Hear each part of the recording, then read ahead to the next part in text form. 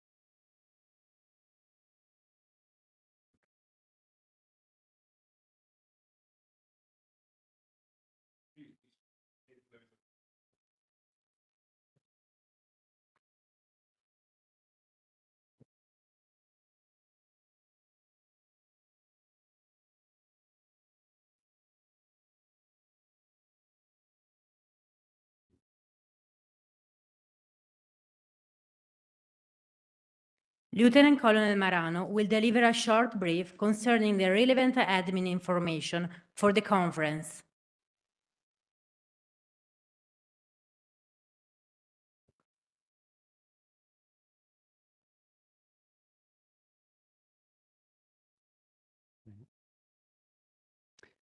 So, ladies, gentlemen, I could have never imagined being the first to speak. So from the bottom of my heart, very warm welcome to COESPU for you all.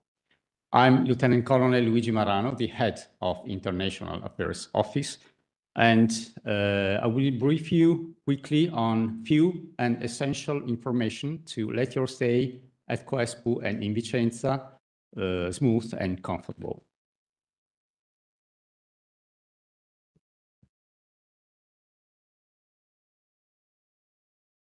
Okay, just for your awareness, in this compound, there are three different organizations. The Center of Excellence for Stability Police Units, COESPU, the EuroGenfor Permanent HQ, and the NATO Stability Policing Center of Excellence. The perimeter of the ground parade is a square, so it is impossible to get lost. In the welcome package you received, there's a printed version of this map, and we marked in this map with different colors all the locations or the venues for the conference. In pink, exactly the auditorium where we are now. The auditorium is for the plenary sessions, for the opening, and for the closing ceremonies. Marked in yellow along this corridor on the left, there are three the spaces for the Ideas Bazaar, or marketplace, as you prefer to call it. The centers who made the request will find a dedicated corner, and it will be set up during the day, and it will be visited regarding and according to the agenda that you already received. Just for another logistic important information, in the same corridor on the right, we have a wardrobe, and at the end of this corridor, there's the nearest restroom. Going outside on the ground parade, marked in blue, the breakout rooms. There are three breakout rooms for all the breakout sessions.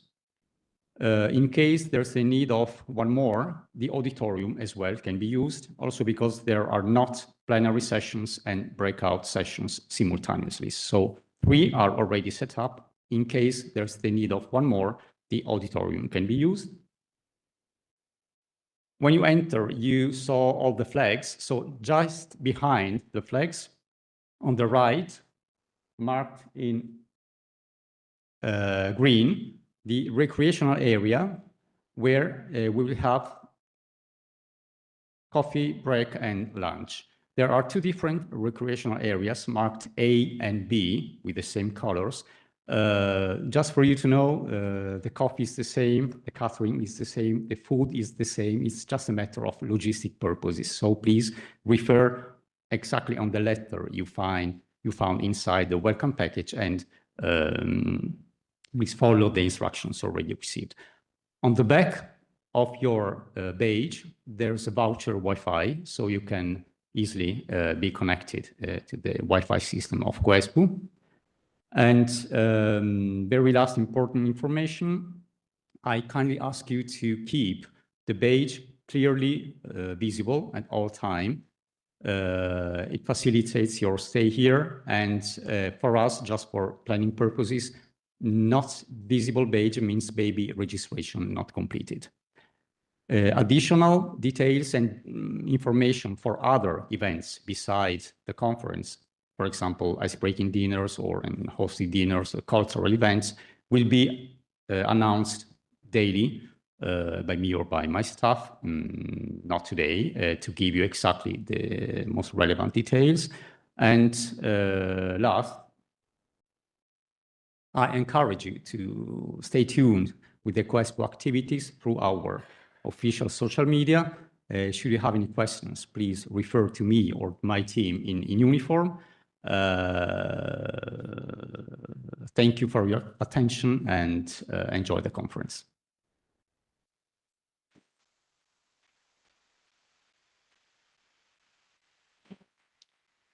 The International Association of Peacekeeping Training Center Secretariat, His Excellency Ambassador Sif Kandel, Director General, Cairo International Center for Conflict Resolution, Peacekeeping and Peace Building, and the Head of Secretariat of the IAPTC, is taking the floor.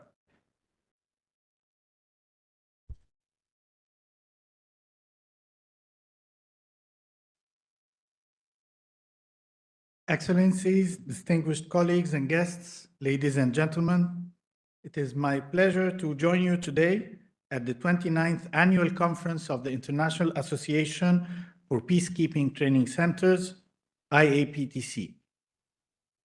As this is my first IAPTC conference since my appointment as Director General of CCCPA last January, allow me to briefly introduce myself.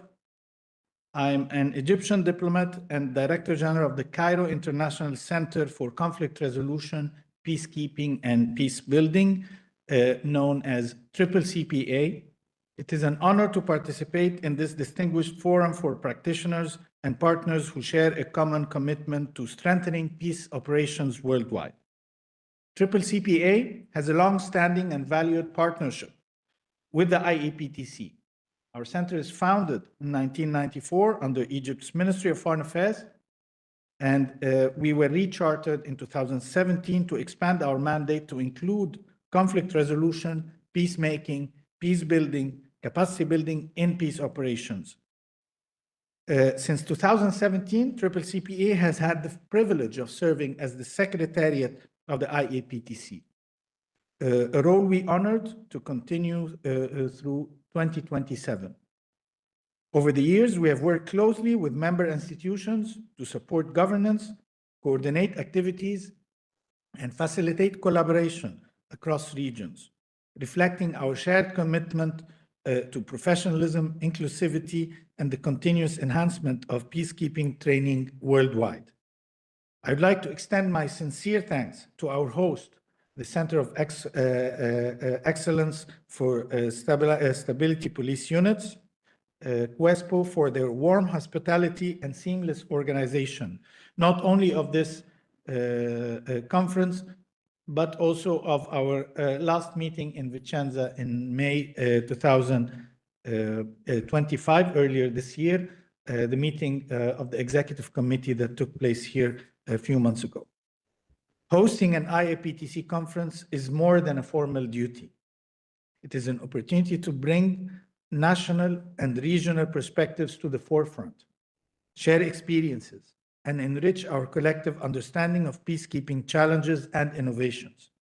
I look forward to see more member institutions embrace this role in the years to come. As each host strengthens this dialogue, inspires innovation, and reinforces the global network of peacekeeping training centers. As we reflect on the strength of our partnership, it is equally important to consider the continued evolution of the IAPTC. In this context, context, my colleague Rudaina Said, Peace Operations Programmer Associate at the CCPA, will provide us with an overview of the IAPTC's purpose and objectives, its governance and membership, preparations for the upcoming annual general meeting, and our shared path forward towards Vicenza. Thank you very much for your attention. I wish us all a productive and inspiring week filled with meaningful discussions, knowledge sharing, and renewed collaboration to advance peace and security across the world. Rudaina, please.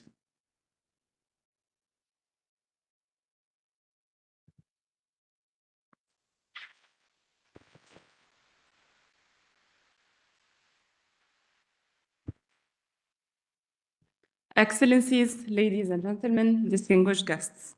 This is Rudaina Said from the IAPTC Secretariat representing the Cairo International Center for Conflict Resolution, Peacekeeping and Peacebuilding, CCPA.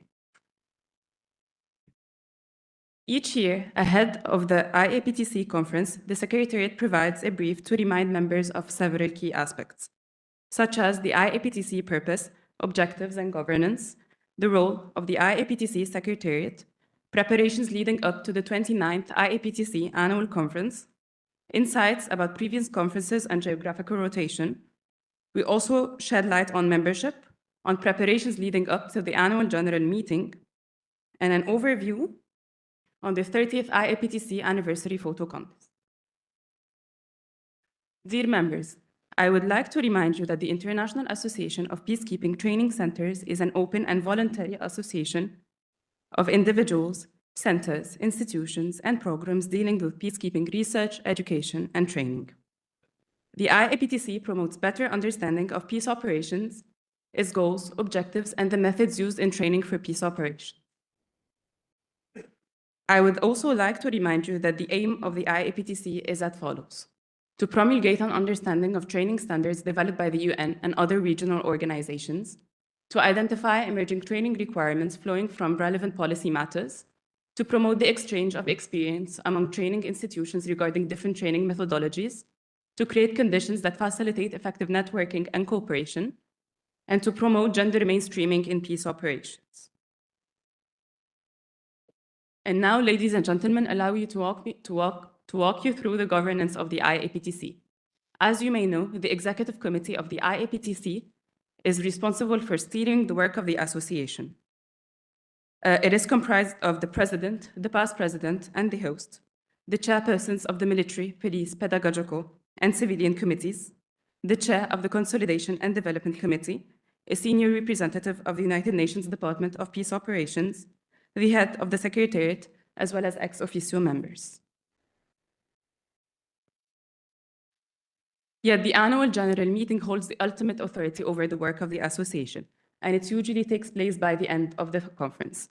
This year, it is scheduled to take place on Friday, the 14th of November, and I encourage you all to attend the annual general meeting, as we'll be discussing important topics related to the work of the association.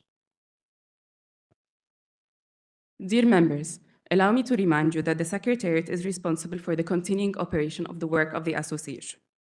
Our responsibilities include, but are not limited to, preserving the institutional memory of the association, providing support and advice to the presidency and to the host, supporting the planning and the conduct of the annual conference, ensuring the IAPTC's visibility on social media, and working closely with the Development and Consolidation Chair. I would also like to remind you that it was Canada's Pearson Peacekeeping Training Center that assumed the first role of Secretariat of the IAPTC since 1995 up until 2005. That was followed by the Center for UN Peacekeeping of New Delhi from 2006 to 2016, then the Cairo International Center for Conflict Resolution, Peacekeeping, and Peacebuilding, CCPA, assumed the role of Secretariat in 2017. Our mandate was renewed in Bangladesh in 2022 up until 2027. I also like to encourage you to follow our website and our X account to stay up to date with the work of the association. And in order to maximize our visibility on social media, while posting on social media, please use the following hashtag, #29IAPTC, in order to maximize our visibility. And now, ladies and gentlemen, allow me to walk you through the recent milestones of the IAPTC. This is a photo from the 26th IAPTC Annual Conference, which took place in Bangladesh in 2022, followed by a photo from the 27th IAPTC Annual Conference, which took place in Kenya in 2023. And we met last year in Islamabad, Pakistan, for the 28th IAPTC Annual Conference. I would like to remind you that the Executive Committee meets one time ahead of the annual conference in order to discuss all logistical and substantial preparations leading up to the annual conference.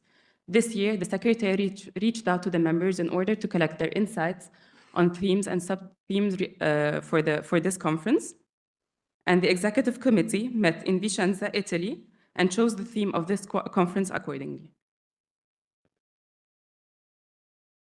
Ladies and gentlemen, I would like to remind you that the conference theme is chosen according to the following criteria. It should be of interest to all mission components, civilian, police, and military, should contribute to key education and training challenges of the day, should be of interest to all levels, international, national, and missions, should be relevant for individual and collective training organizations, it should be relevant for all regions, and should be broad enough to encompass from 3 to 4 topics.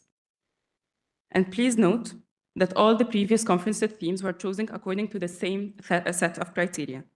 For example, the 26th IAPTC Annual Conference in Bangladesh was held under the theme Peace Operations in the Digital Area, Opportunities and Challenges for the Global Training Community. Kenya's 27th IAPTC Annual Conference focused on leveraging partnerships for complex peace operations environments. Last but not least, the 28th Annual Conference in Islamabad focused on adaptive training strategies for evolving peace operations, rounding up to this year's theme, Peace Operations Training in a Dynamic World, Fostering Cooperation, Inclusivity, and Efficiency.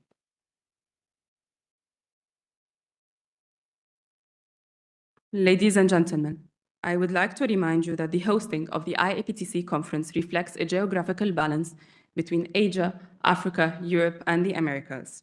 We encourage new members to bid to host the upcoming IAPTC annual conferences. And in this regard, it gives me great pleasure to announce that the 30th IAPTC annual conference will be held in Tanzania under the leadership of the Tanzania Peacekeeping Training Center.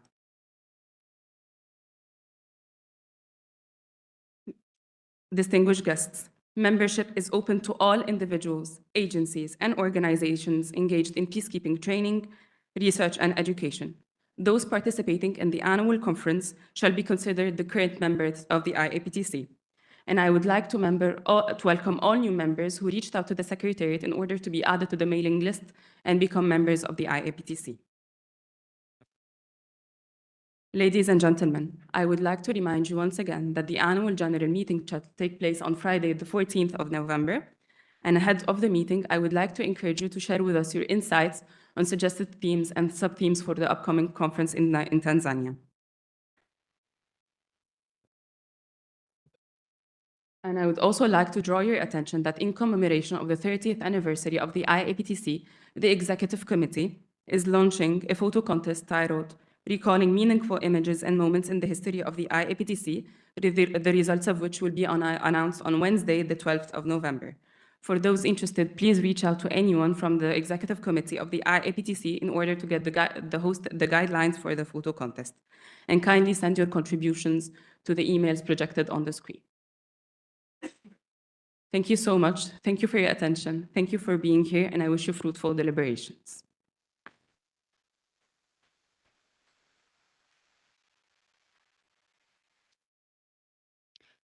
The Commandant of the Center of Excellence for Stability Police Units, Brigadier General Andrea Paris, takes the floor. What a distinguished audience today. So welcome you all to Vicenza, this fantastic city of Vicenza. Those give you the opportunity to visit it, and to the COESPIL. Yesterday, we conducted the UN Pole Day, and I said that I just assumed duty as the commandant of the COESPIL. And yesterday was my first international engagement in my new capacity. Today is the second one, and I thank you for this opportunity. Now, let me go back to my speech, otherwise my staff would reprimand me. So, this conference is a special occasion, as we celebrate the 30th anniversary of IAPTC. This year's theme, Peace Operations Training in a Dynamic World, Fostering Cooperation, Inclusivity, and Efficiency, perfectly captures the challenges and the opportunities we collectively face. Over the decades, peacekeeping operations have made an immeasurable difference in all theaters. Today, with more than 100,000 UN peacekeepers actively serving, we convene to reaffirm our collective commitment to that global mission. As the environment of peacekeeping evolves, so do the challenges. Hybrid operations, integrated civil-military missions, and complex political mandates require new and sophisticated skill sets. Training remains the fundamental instrument to enhance effectiveness and ensure impact on the ground. Prior to starting the work, I would like to extend my heartfelt gratitude to all speakers and moderators. Their expertise and willingness to share their knowledge and are the lifeblood of this conference, and we thank them for their essential contribution. I must also offer special recognition to Pakistan for its dedicated and effective leadership of IAPTC. Your guidance has been invaluable.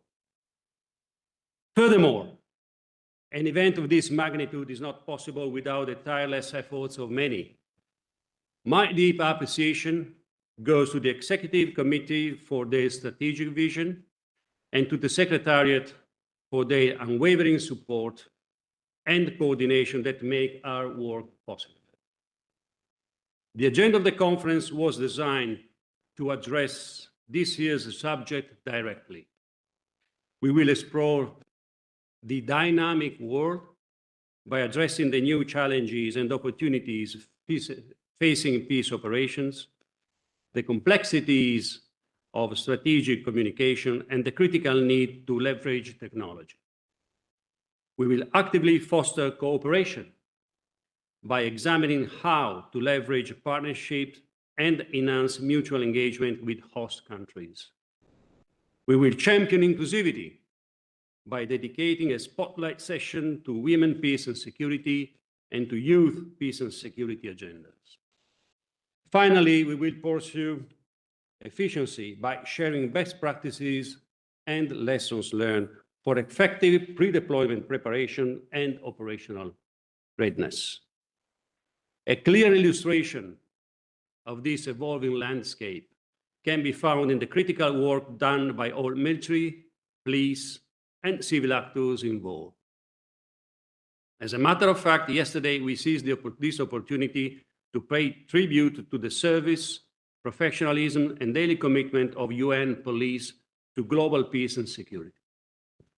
In the new operational paradigm, UNPOL is and must continue to be at the forefront of our efforts. As we commence this debate, let us remain cognizant of the deep impact our work has on the ground.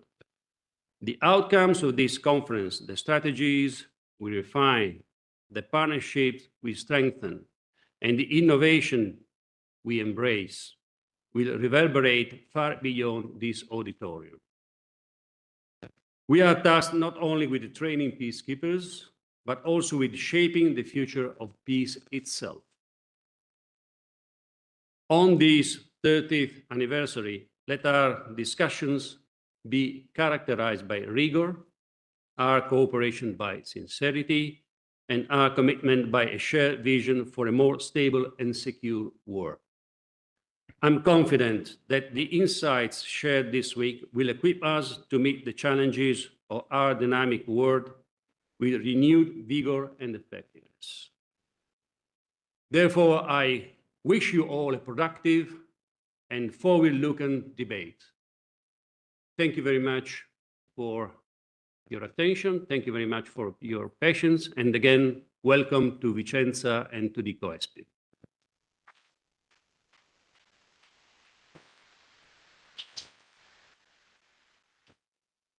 The IAPTC President, Major General Rajaf Tab Khan, takes the floor.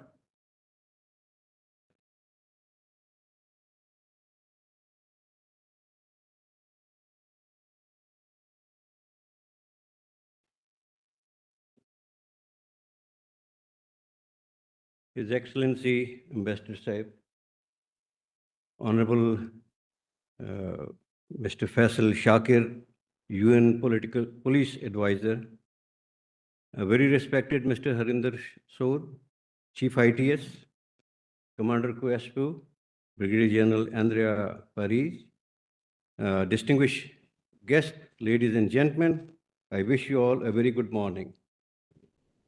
It is both an honor and a privilege for me to welcome you to this year's annual conference of the International Association of Peacekeeping Training Centers.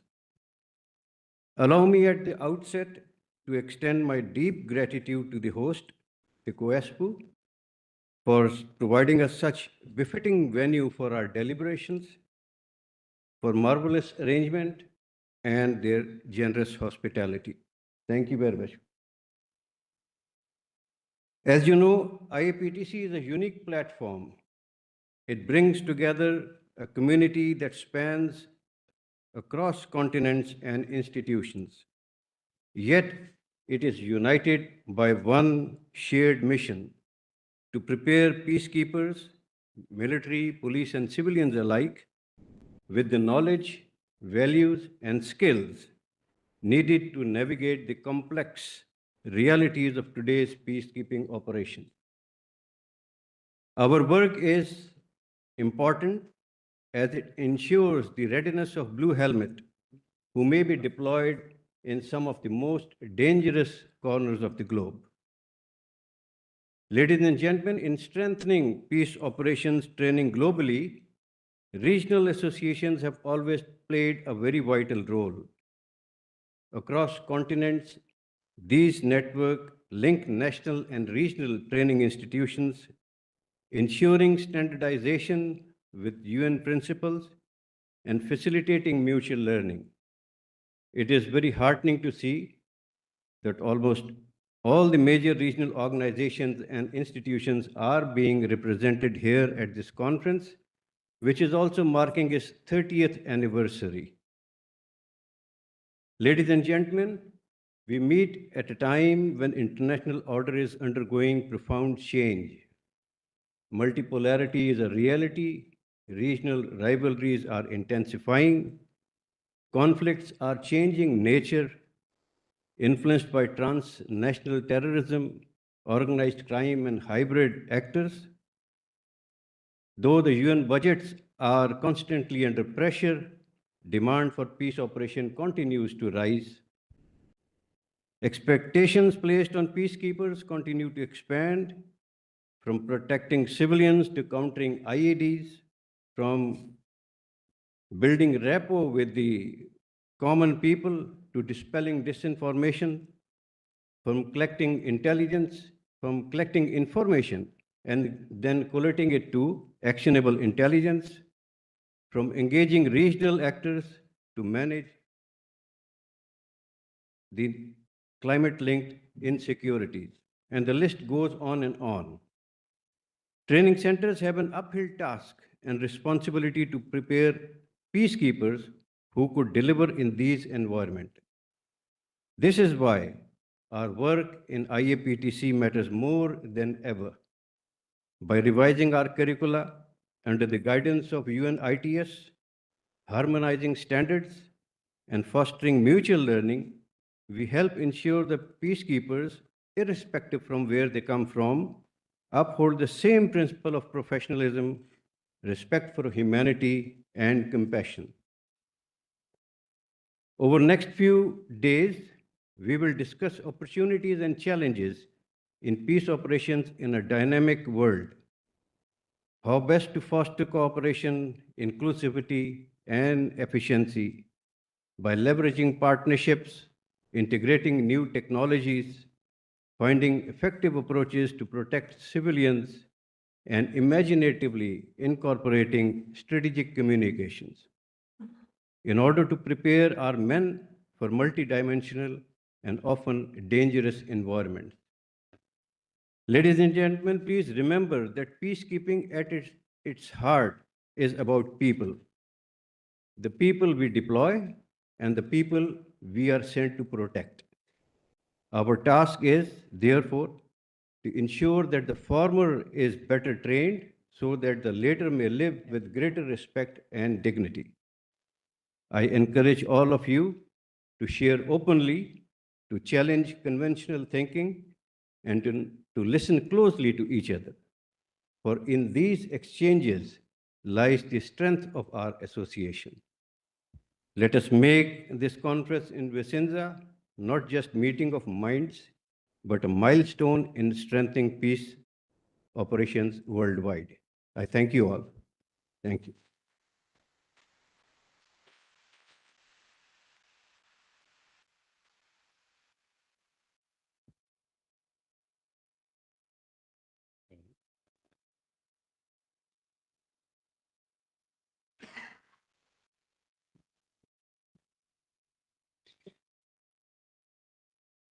We learned that the USG has just arrived, so in a couple of minutes he might enter the auditorium for addressing his speech.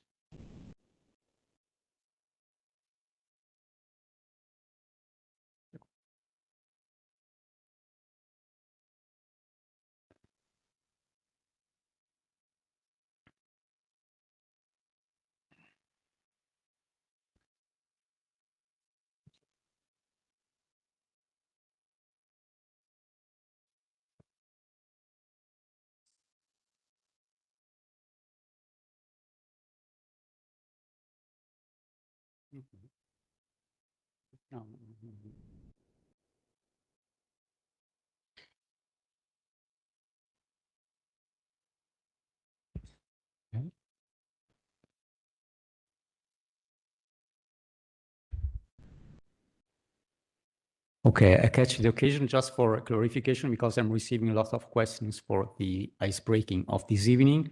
The venue is COESPU, so exactly where we are going to have lunch and coffee, same venue.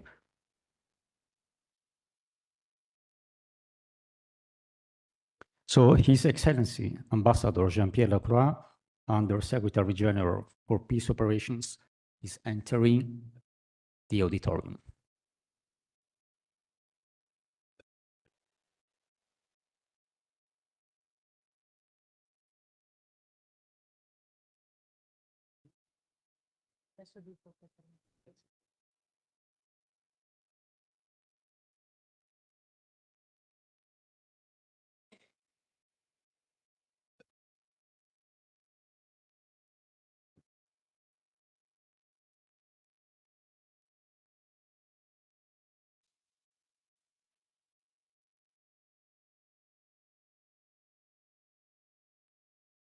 His Excellency Ambassador Jean-Pierre Lacroix, Under Secretary General for Peace Operations, takes the floor.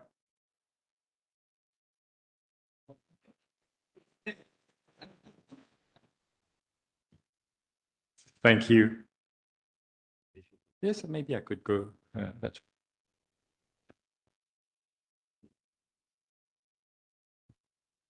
We have not given much respite to the Excellency. The shelling has started right off.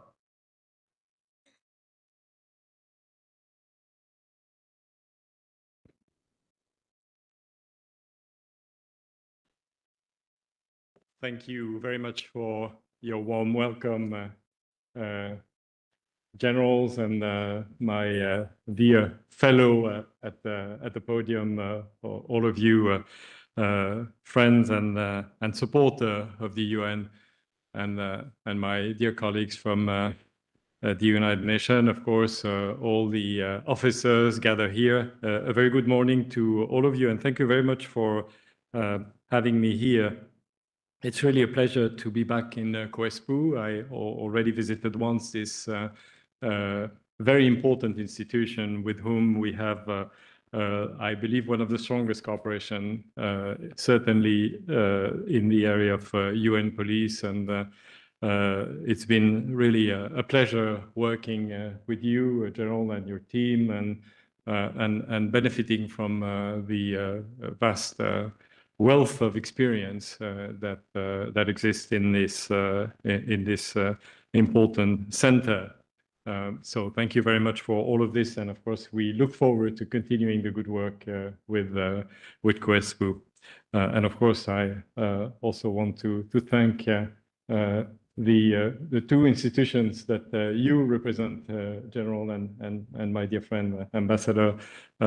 We benefit really from having support and the possibility to interact and exchange experience with some of the most sort of renowned and experienced institution, particularly at this time of great challenges. I think that's the word we cannot avoid as we are going through all the different issues that we are coming through. But before turning to the challenges that we face, I think it's important to highlight the importance and the value of our work and the importance and the value of your work, of course, as police officers, but more specifically when it comes to UN police and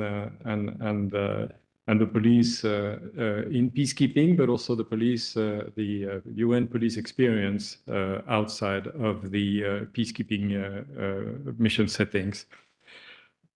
Every day, we have thousands of peacekeepers protecting hundreds of thousands of civilians. I think it's important to underline this not always acknowledged reality. They do it at high risk. They operate in environments that are dangerous and that have become increasingly dangerous and challenging. And their service and sacrifice deserves to be acknowledged. And some of them, unfortunately, have lost their lives serving the UN, even recently this year. So we, of course, honor their sacrifice, and we mourn them. Now, in addition to protecting so many thousands of civilians, our peacekeepers, and that very much includes our UN police colleagues, do many more things.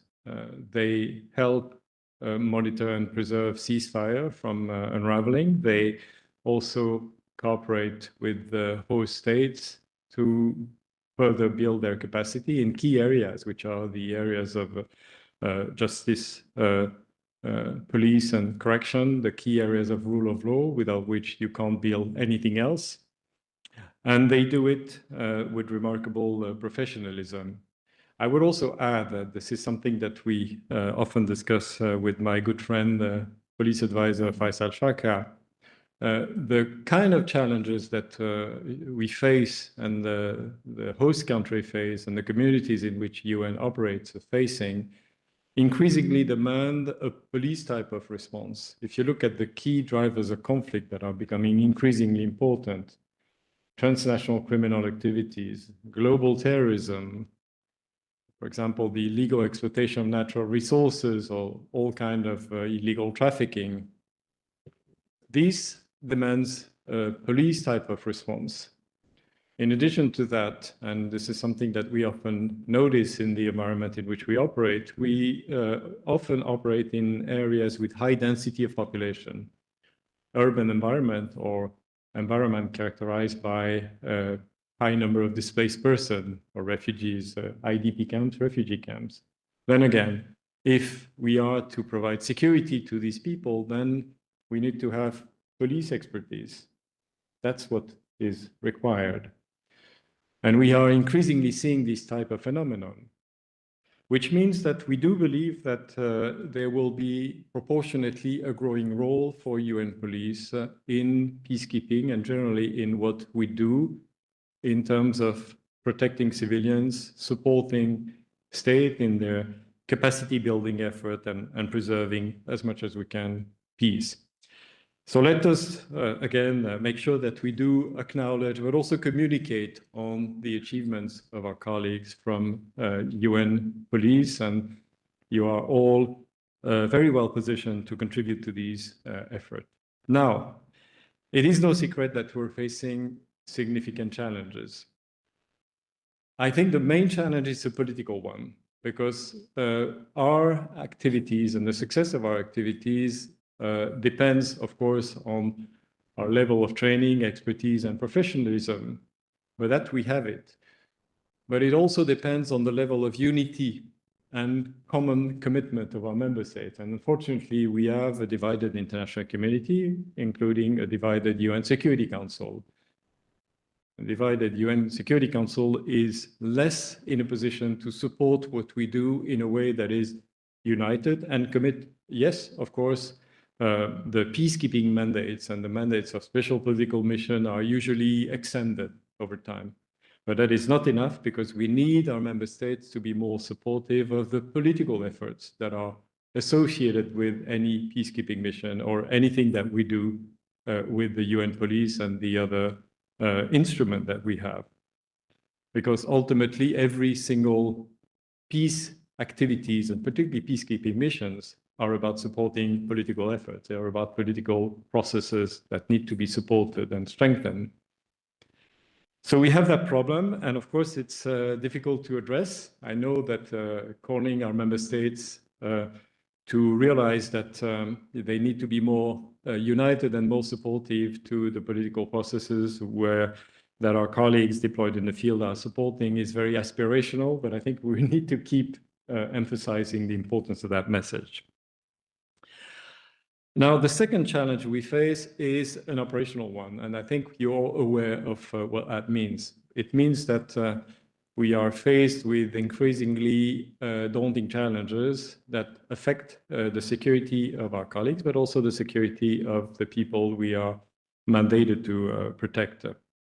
I mentioned the emerging, or maybe not so new, but certainly emerging drivers of conflict, so again, such as transnational criminal activities or global terrorism, the impact of climate change, but also the new enablers, the digital technologies, and of course, with a positive impact of them if we use them correctly, but also their negative impact with the weaponization of disinformation and misinformation, or the enabling via those digital technologies of new forms of threats and attacks against our peacekeepers.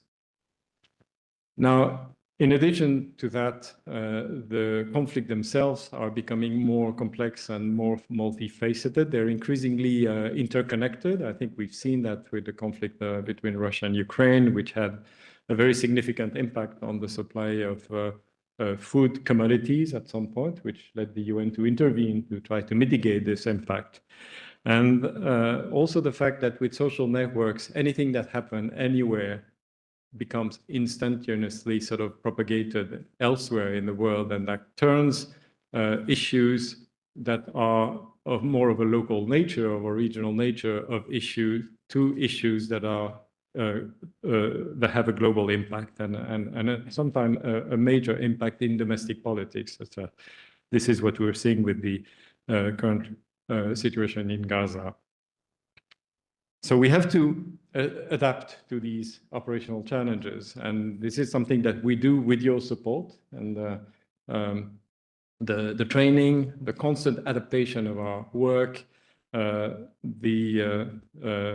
taking advantage of the opportunities that are offered by new modalities, new technologies, new ways of doing things, empowering more women and increasing the role of women in peacekeeping, countering mis and disinformation, making sure that, again, we incorporate digital technology in our work, working on safety and security and so on and so forth. All of this we do. We have brought these initiatives under the umbrella slogan, Action for Peacekeeping, Action for Peacekeeping Plus. We are also using these the benefits of these efforts in the non-mission setting, but the work that we do with the UN police and others in building or supporting the building of capacities in member states that are requesting this support. And so all of this is a continuous effort. And I think that in spite of the current challenges,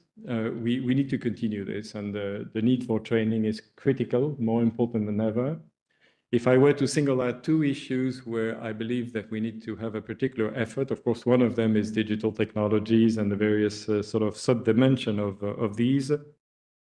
The second one would be communication, because we need to make sure that we properly communicate on the good things that we do collectively, and particularly UN police. So I'll keep asking the police contributing country, please provide us with the officers with the good skill sets in communication. And I would assume that national police services have the same important challenge of making sure that they communicate well on what they do and the benefit they bring to the communities.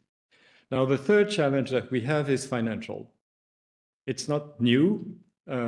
It's principally the result of partial payment or non-payment by member states, or at least some of them, of their contribution to the UN, including UN peacekeeping. But this year, the challenge is of a different magnitude. And that's why we have, for quite some time already, we ask all our mission to prepare plans for saving.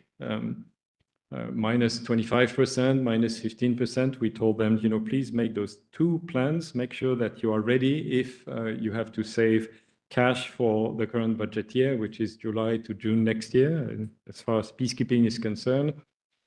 We have received partial payment from our #1 financial contributor, which is better than no payment, but certainly not what we expect. And we're currently implementing saving plans at the level of 15%, minus 15% cash for all mission, which would translate into more or less minus 25% capacity. So quite a serious challenge, but we have to do it. Otherwise, our missions will default before the end of the current budget year. So in addition to making sure that we survive and the mission survive, we also are committed to doing very strong advocacy, and I invite all of you to support us in that advocacy, basically with the objective of conveying to all concerned that it makes a difference to have a strong and well-resourced peacekeeping mission, and that our work makes a difference in terms of preserving, to the extent possible, peace and stability, or at least preventing volatile situation from becoming utterly chaotic. So this is a work that is in the global interest of peace and security. But we still have a lot of work to do to make sure that we convince all those who have to be convinced. We are, again, fully committed, and with your support and the support of countries that are represented here, certainly our host country, Italy, a very strong supporter of peacekeeping operation, but I could name, of course, many others represented here. I won't name all of them because otherwise I would miss, some of them that would not be perhaps, that would be inadvertent. But let me just finish by this. I think that those challenges that I mentioned, none of them are new. The difference is that they come together at the point where we have been through division, we have been through financial crisis, we have been through significant changes. We have even been in situations where there was a decreasing trust in UN and peacekeeping, and then again, it went up and down. It's a history of sort of ups and downs, ebbs and flows. But of course, today, all of this is coming together. Now, I don't think that we should assume that the situation will be, always going in the same direction, that multilateralism will be increasingly weakened. I don't believe that is necessarily the case. We have to be ready. I think this is what the key message should be from all of us. First of all, we currently have still a very high number of activities and missions and actions deployed throughout the world. We have tens of thousands of peacekeepers, including thousands of police, UN police officers deployed, a total of 70,000 peacekeepers deployed around the world. And we not only need to adapt those existing missions, but we also need to be prepared for whatever may come our way. And that we don't know. we currently see many active conflicts. At some point, some of them will not be active anymore. There will be ceasefire, there will be a rehabilitation effort, there will be reconstruction, maybe peacekeeping efforts. The UN system may or may not be called upon to act and intervene and play a role. In which way, shape, or forms, we have experimented in the past so many different models that the question of new models is not the main problem. I think the main problem is how can we be ready as a multilateral system, as a collectivity of member states and international organizations, particularly UN, so as to make sure that we use as best as possible the space that we will have, that we may have as we move forward. And again, when some of these conflicts are either suspended or are ultimately the subject of political agreement. Of course, parallel to that, we continue to be actively involved in supporting political efforts in different ways, not always in a lead, but certainly in supportive role everywhere. And I think that, again, the assumption should be that we need to preserve a strong UN, a strong capacity for UN police, for UN peacekeeping as a whole, so that, you know, whenever we are called to play a role, to whenever we are mandated to support a peace or peacekeeping, peace-building effort, then we are there and ready to the task, and you know, with the right skill set, the right training, and the right expertise. So with this, I will perhaps leave it at that. I really want to thank you again for your kind invitation. I want to again congratulate the COESPU. I want to express my gratitude to IAPTC as well, you know, which is a fantastic platform, and one that has been always, you know, very supportive of our effort, but also bringing a lot to all what we do. And with this, I wish you a very good rest of the day and very fruitful discussion. Thank you very much.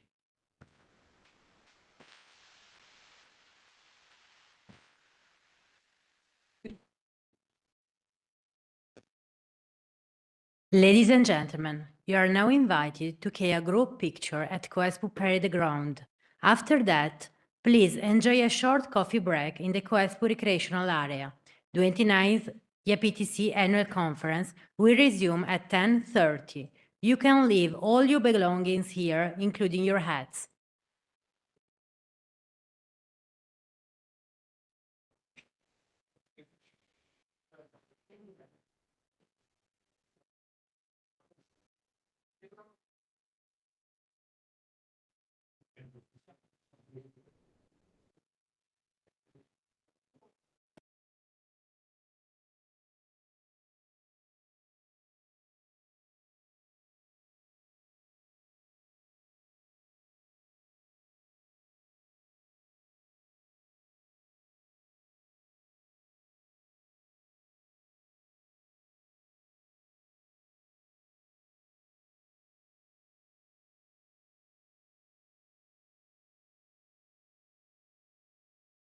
Ladies and gentlemen, the key outcomes from the UN Police Day will be analyzed by Police Commissioner Faisal Shakar. Police Commissioner Faisal Shakar takes the floor.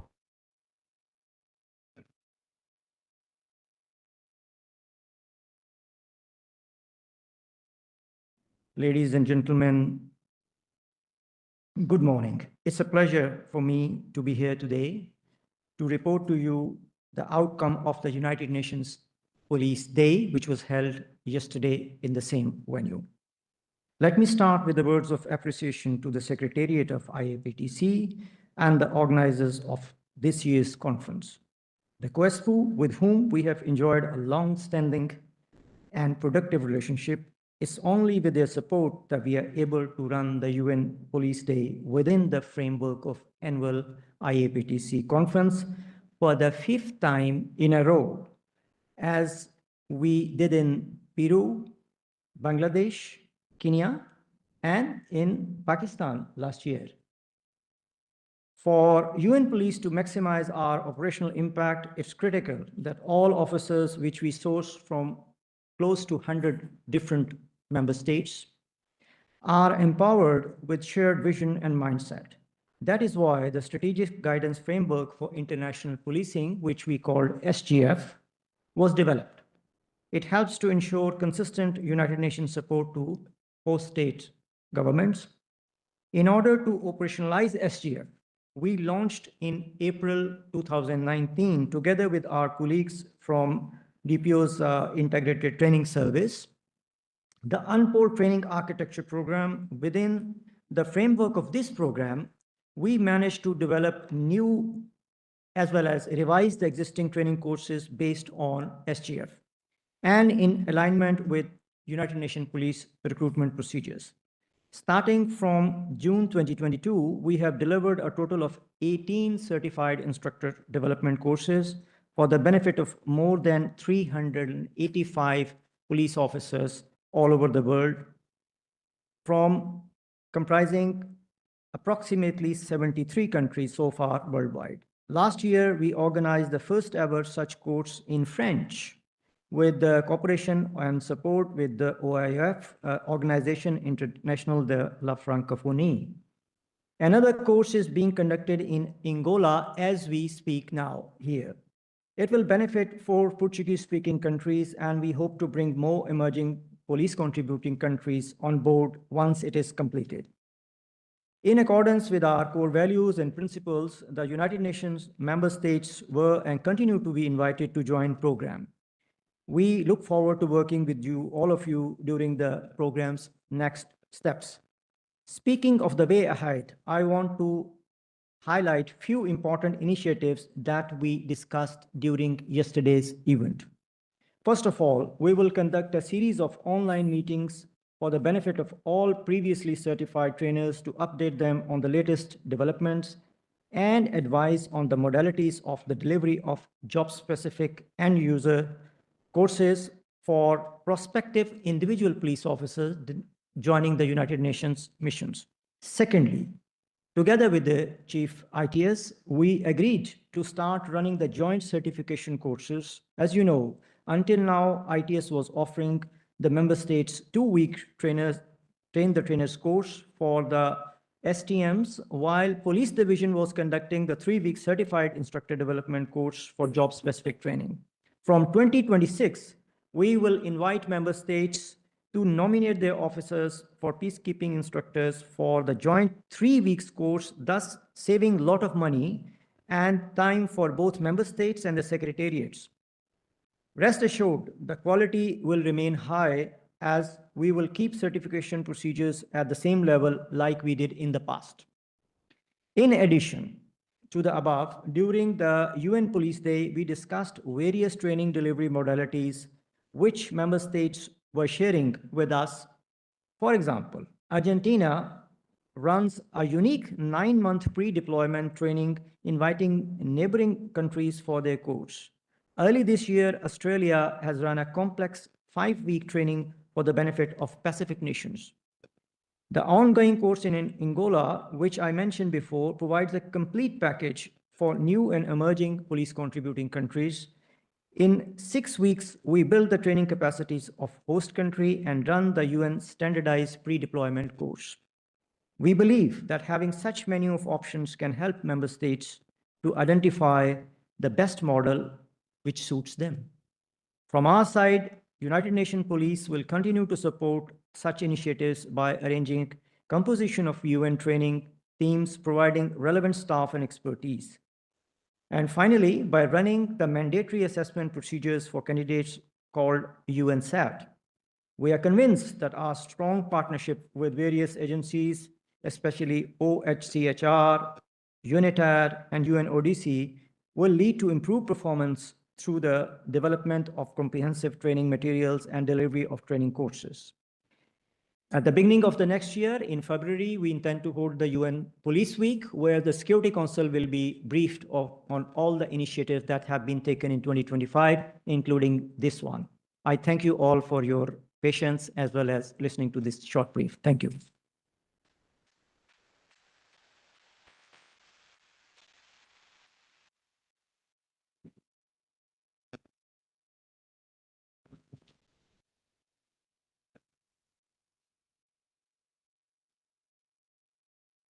The first plenary session is now beginning. The title is Peace Operation in a Changing World: Overview, Challenges, and Opportunities.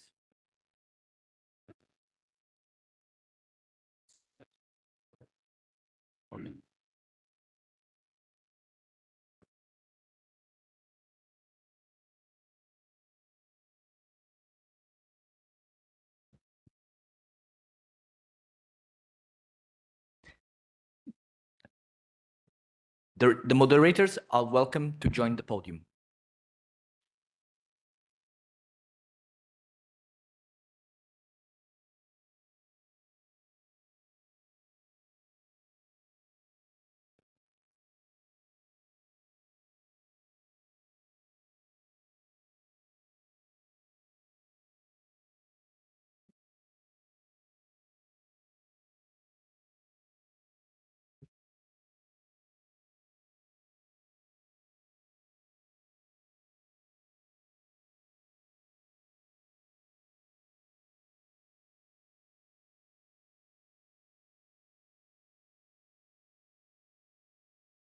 Dear IAPTC colleagues and friends, is the microphone working?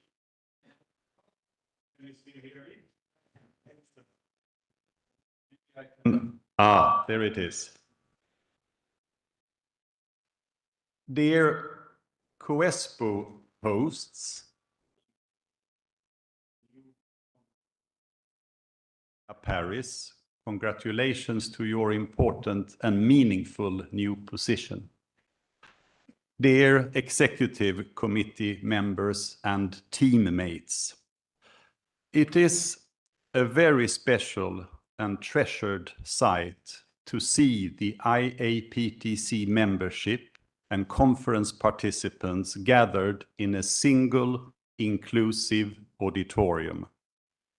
My name is Jonas Alberud. I'm on the IAPTC's Executive Committee as the chair of the Consolidation and Development Committee, the CDC.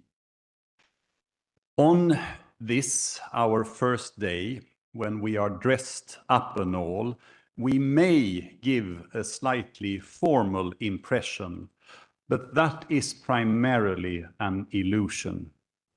We are the oldest and the largest cooperative platform and association on international peace operations in the world.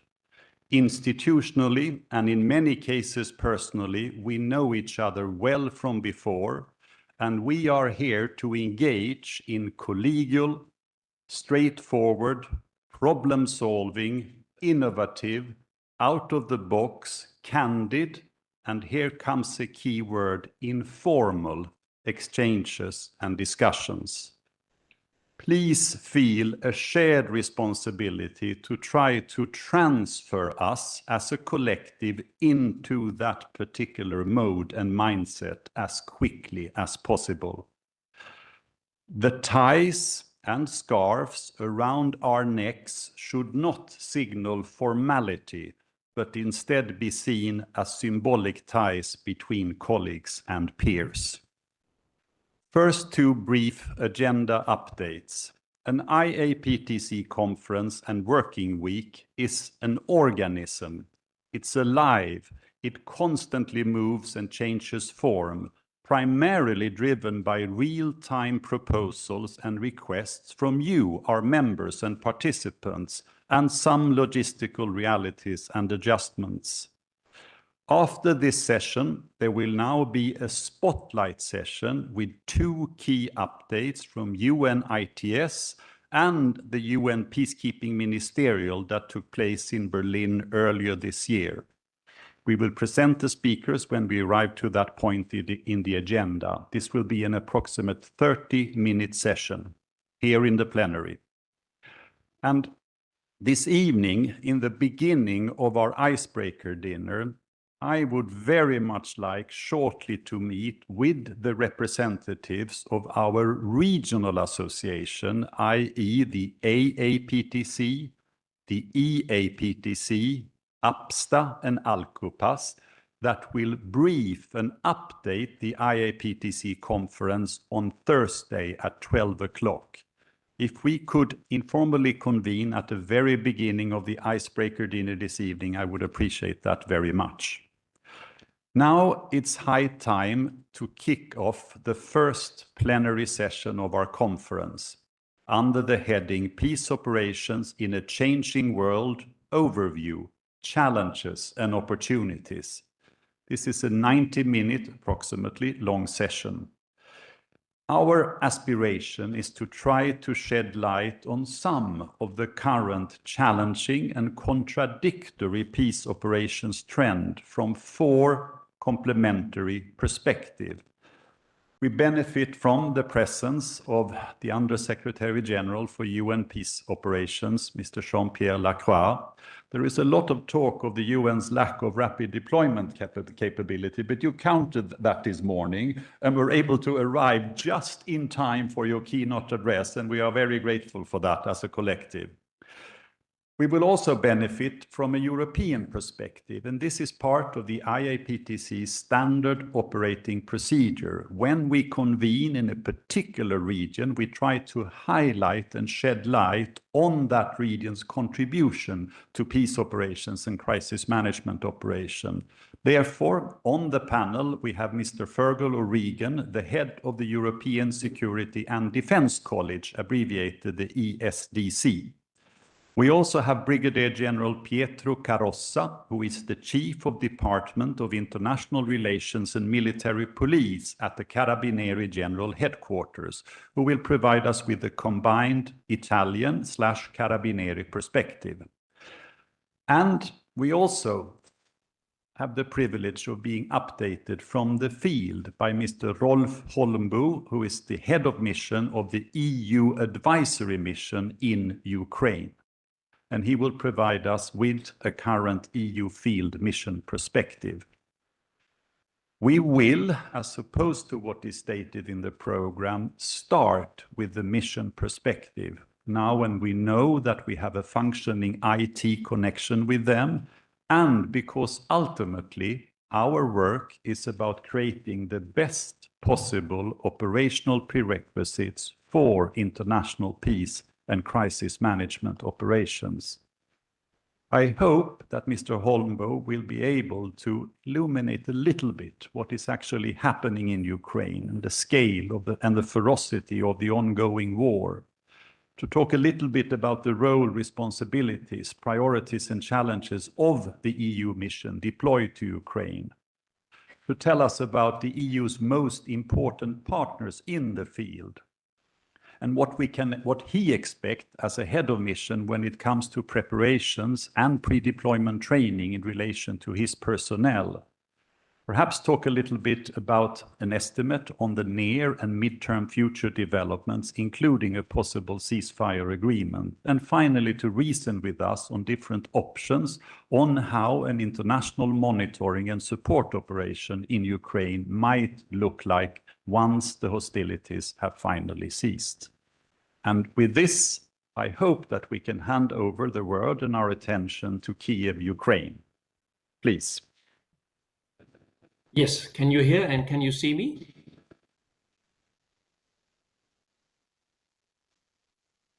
We hear you loud and clear. We are currently adjusting the imaging. Okay. How's it looking now? It's looking very good in terms of my picture, but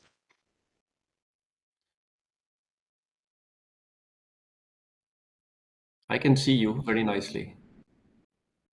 Oh, Luigi, sorry, tell us. So Mr. Holmboe's camera is off. No, the video should be on. Now it's off. Now it's on. We have the image connection now, sir. We'll just try to enlarge it. Yeah.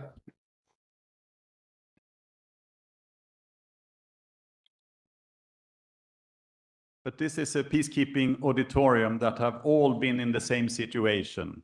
and in most cases in field operations as well. That can happen.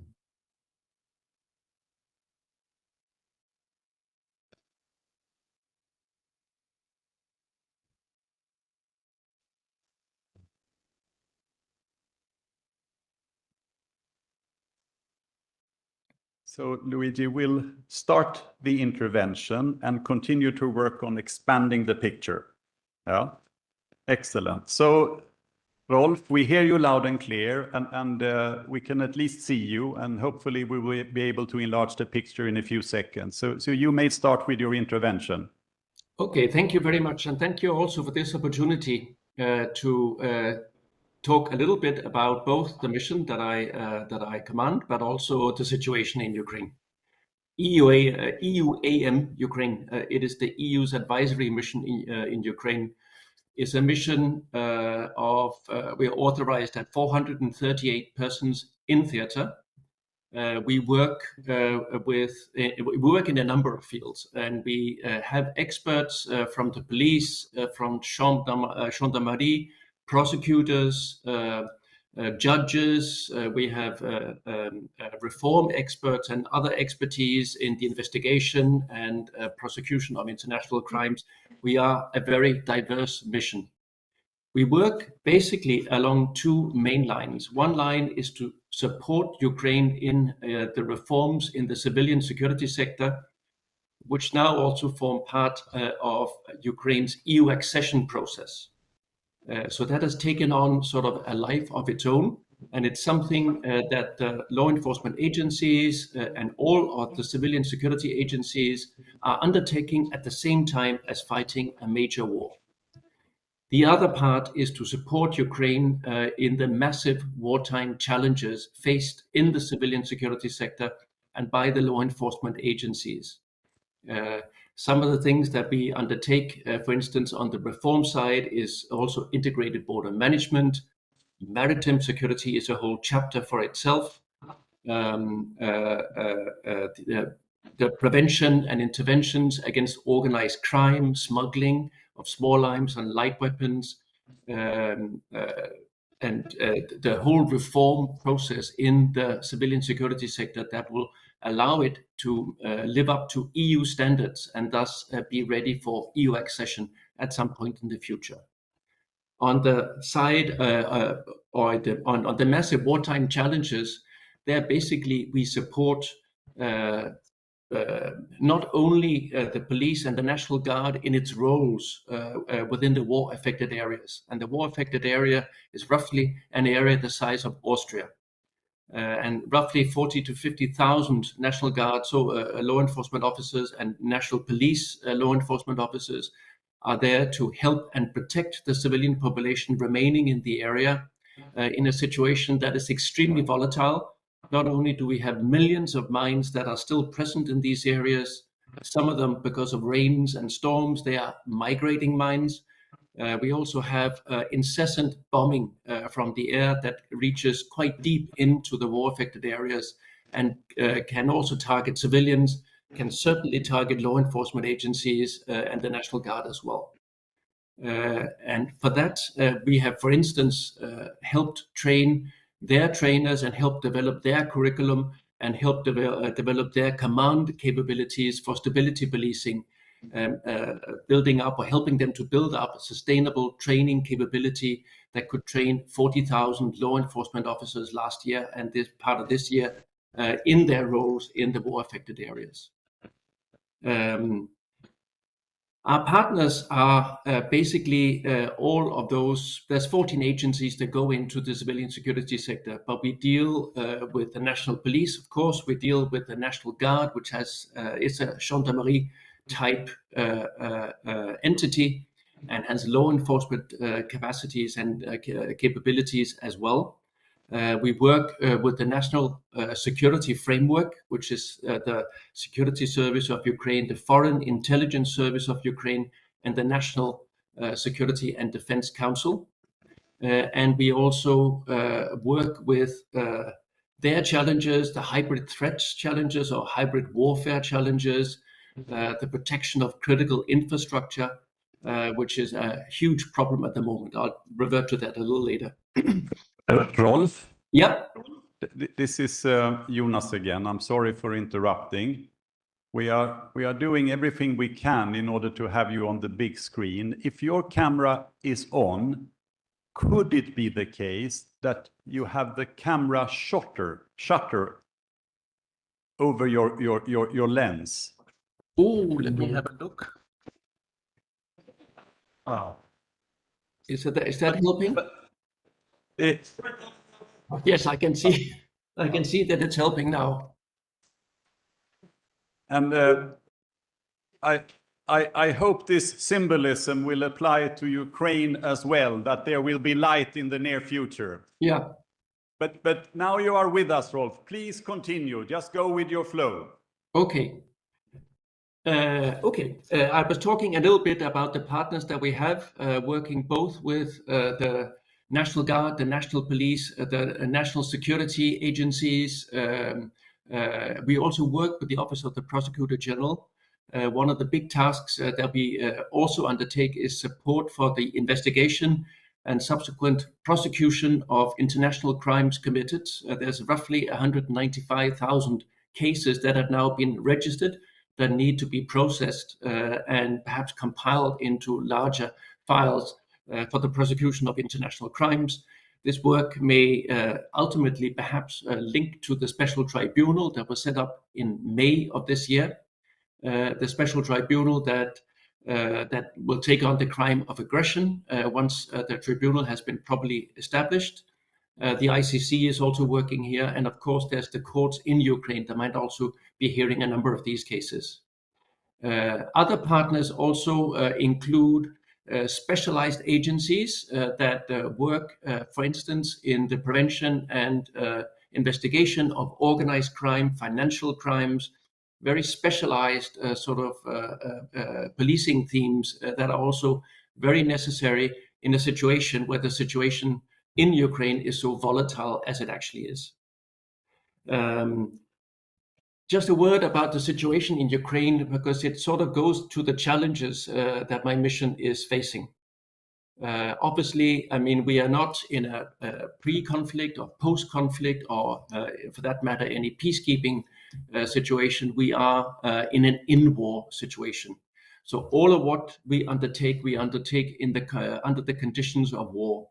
Of course, that poses some constraints on us. For instance, if we support our partners in the police and International Guard in their stability policing roles, we do not move closer to the front line than 35 kilometers, which is the rough length or extension of artillery. But even in a depth of now 90 kilometers or 120 kilometers, we have huge challenges with FPV drones. Roughly 5,000 FPV drones are launched every single day, and they just look for targets. If they can't find primary targets, they go from secondary targets. Law enforcement, National Guard, all sort of uniformed personnel are immediate and automatic targets. At the same time, if they don't find those, they just go for the civilian population. So mines, drones, long-range artillery, rocket artillery, but also, of course, the incessant nightly bombings that do pose a challenge, and they are strategic, so they reach all parts of the country. At this point in time, since August, they have been targeting very much the energy and gas and water infrastructure and the rail transport infrastructure as well. So the last bombardment that we had, the last mass attack that we had a few days ago, was the 9th since August against the energy infrastructure. And now basically all energy producing power plants have been affected, and the restored capacity has been rebombed, which is now plunging Ukraine into darkness and into a very cold winter, undoubtedly. So the challenges of being in theater in a situation that is in war is quite massive. Otherwise, there's some opportunities. I mean, among the opportunities, I would actually count the extreme resilience of the population, but also of the agencies that we work with.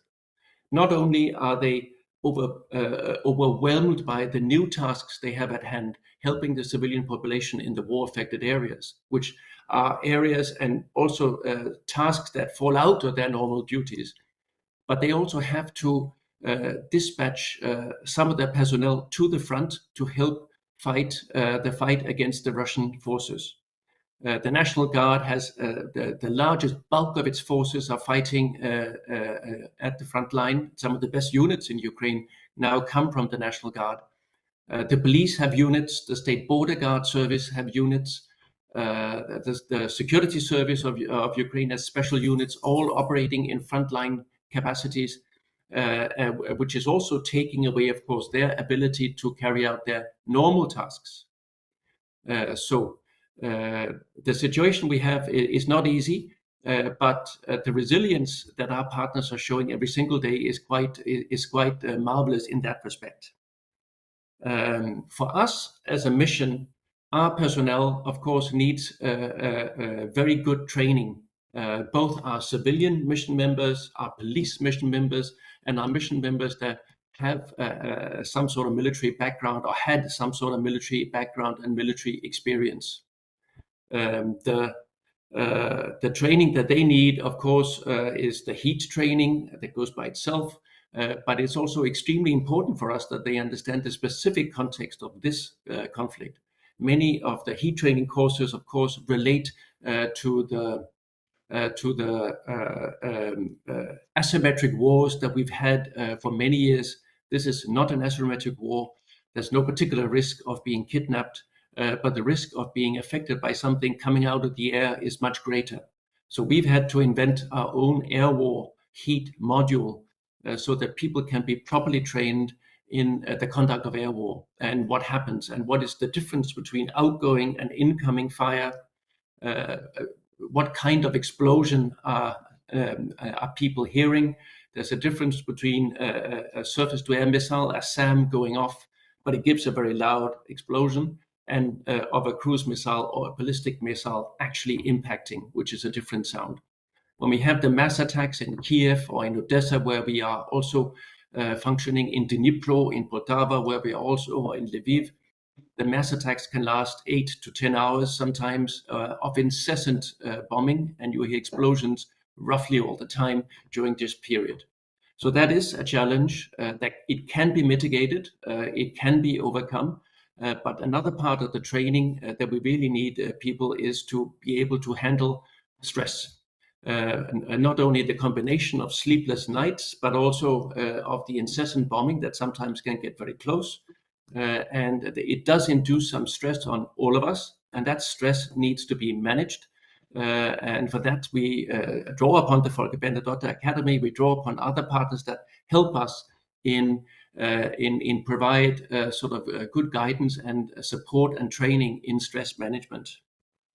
If you look to the short to medium term, this is my third winter in Kiev, in Ukraine. Prior to every winter, the outlook is always more bleak. It's always more pessimistic. It's always more optimistic when we go to the spring and the summer is coming.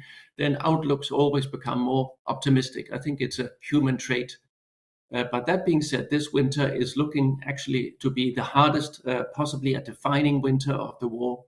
The situation will not only at the front be difficult, but also be very difficult for the civilian population. It remains to be seen how much the power cuts will affect also both the agricultural but also the industrial production, of which the country is very dependent. So there's a lot of unknowns at this point in time that are not looking at moving in the right direction, and for which the Ukrainians are really trying to put in remedial action as quickly as possible to avoid the worst effect during the next 4 months that are looking to be very difficult. There's been a lot of talk about the possibility of a ceasefire. At this point in time, it does not look particularly likely, but one can never exclude the possibility of a ceasefire or some sort of move from the current kinetic phase of the war to a post-kinetic phase that will change the situation. If a ceasefire comes, it's also unclear what kind of international mission might be put in place to support that. There's been some talks about security guarantees for Ukraine to ensure that a ceasefire is actually being respected. And as part of a ceasefire, undoubtedly there will have to be some sort of monitoring on the line. Who, how much, and to what such a mission will be is also too early to say. But seen from our perspective on the ground, one thing is clear: it cannot be a traditional many boots on the ground type of monitoring operation. This war has changed the whole way that modern wars are being conducted. 85% of casualties are now being inflicted by drones. The monitoring of the situation, it has to monitor a situation on land, but also in the air, and for that matter, in water, river, sea. It has to be, actually, in my opinion, probably a very small, a very nimble, a very tech savvy, and a very tech heavy mission to monitor what is going on along almost 900-kilometer long line in real time. We are also in a situation where much of the front line will be mined, so it will be very difficult to move around in the first very long period, even along sort of simple patrol tracks. So in any case, the mission seen from the ground would have to be light, would have to be very tech heavy, depending on drones, satellite access, to get the information that is needed to be able to monitor how the ceasefire is being respected by both parties. But again, it's too early to say what the situation will be like and what kind of international support might come in support of a ceasefire or of a peace agreement if a peace agreement is actually undertaken by the parties. So the situation basically is very volatile. It's very dynamic.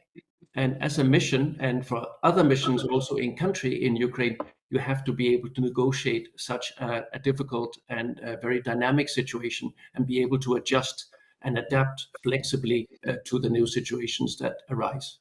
Thank you very much.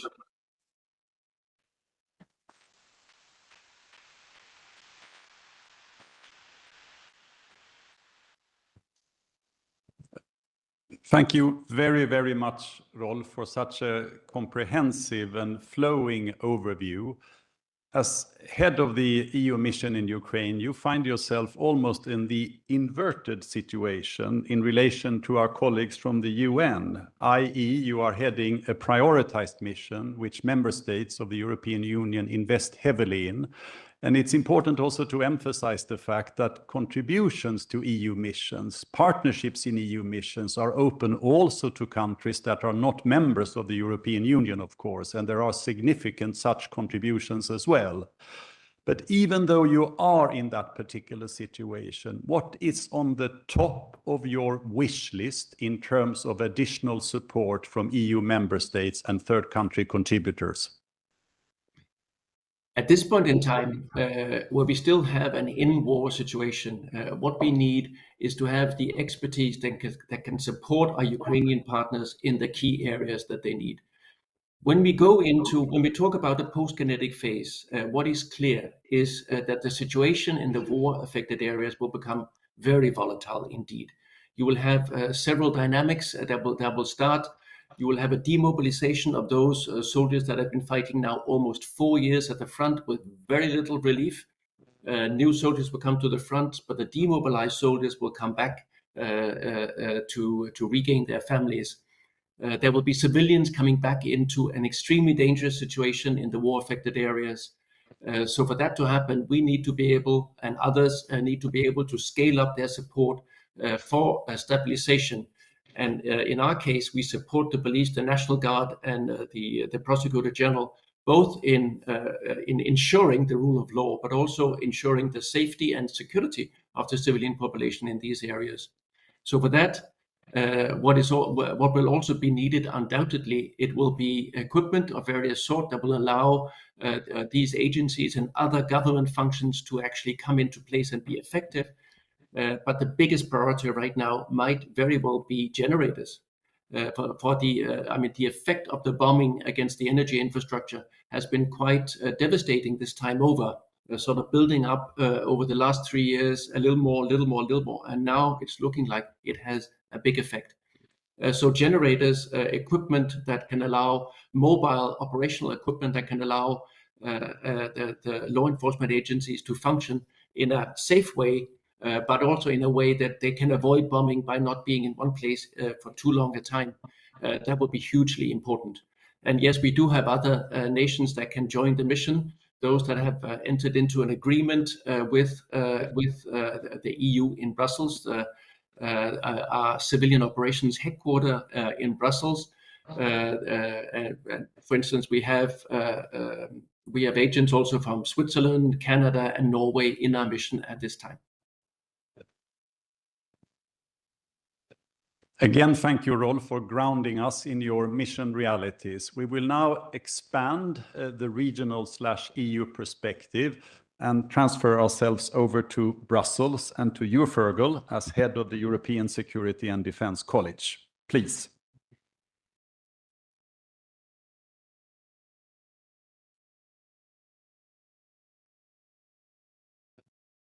Excellencies, distinguished colleagues, esteemed members of the International Association of Peacekeeping Training Centres, dear friends. It is a privilege and a pleasure to address you today on behalf of the European Union's Security and Defence College. Let me at the outset express my sincere thanks to our hosts here in Vicenza, the Carabinieri Centre of Excellence for Stability Police Units. Grazie mille, Comandante.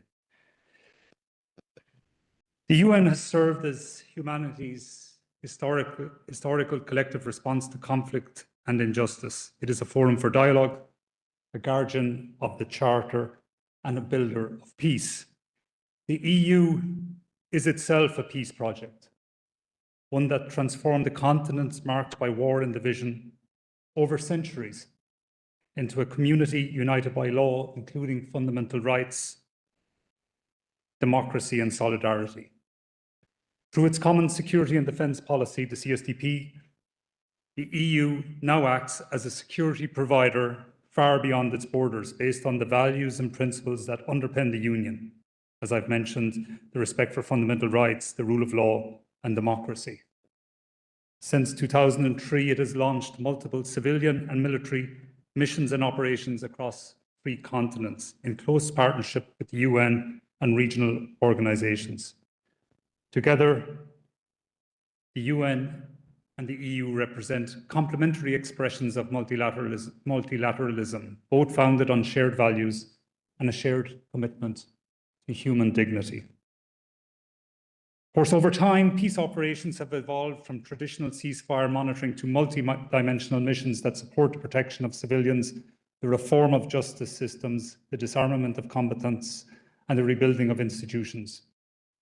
The EU and the UN missions regularly operate side by side.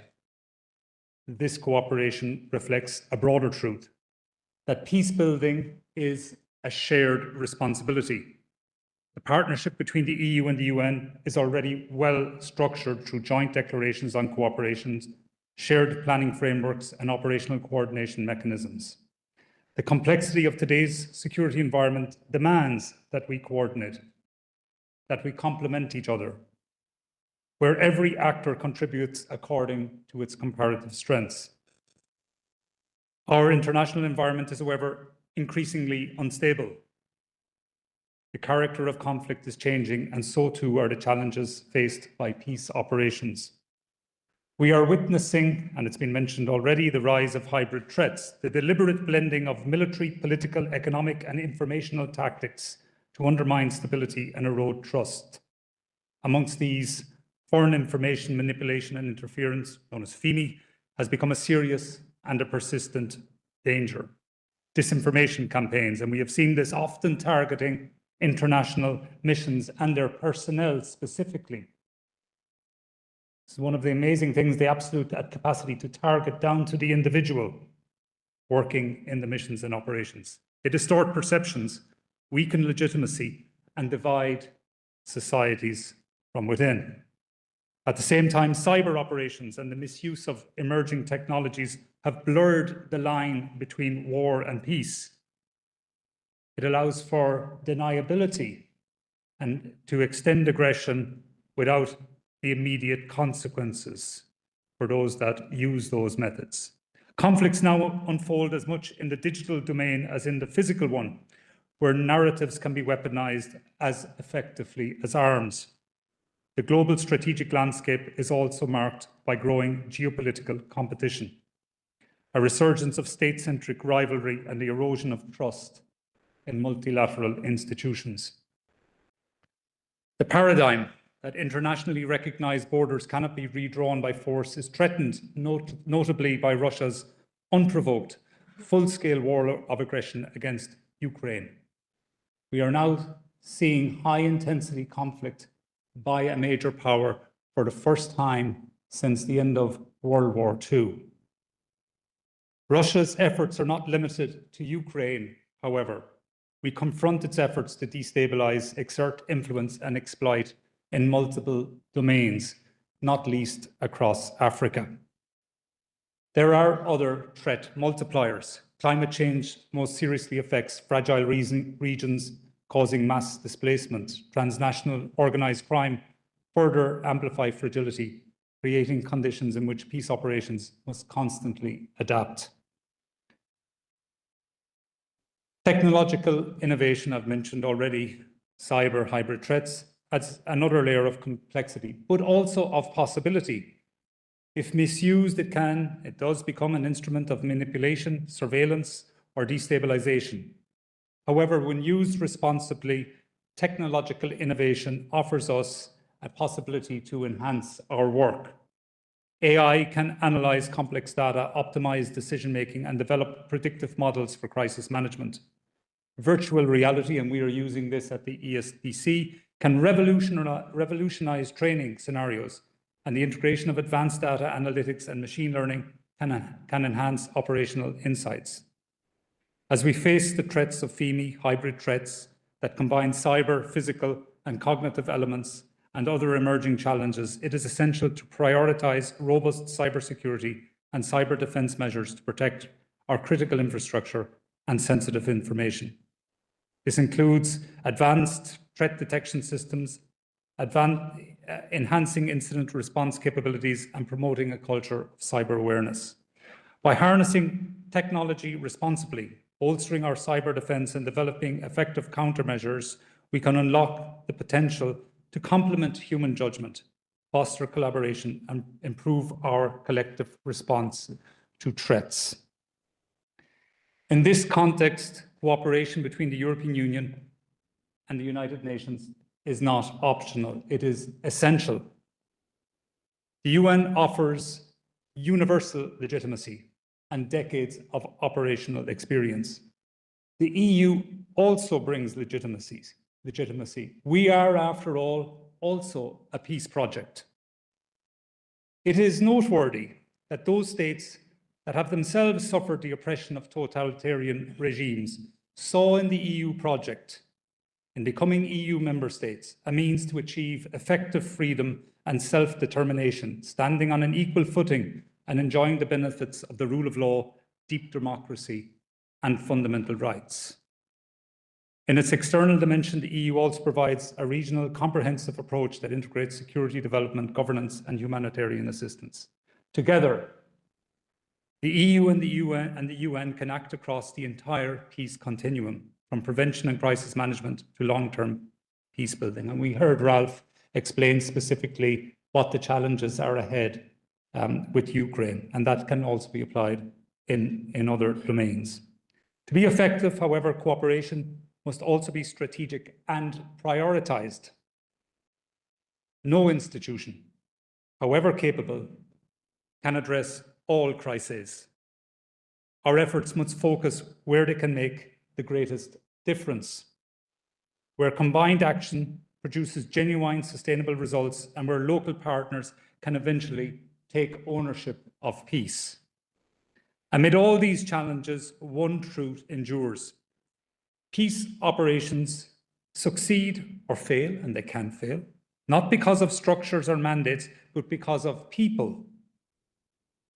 Education and training, which empowers people, are thus the foundation stones on which lasting institutions are built.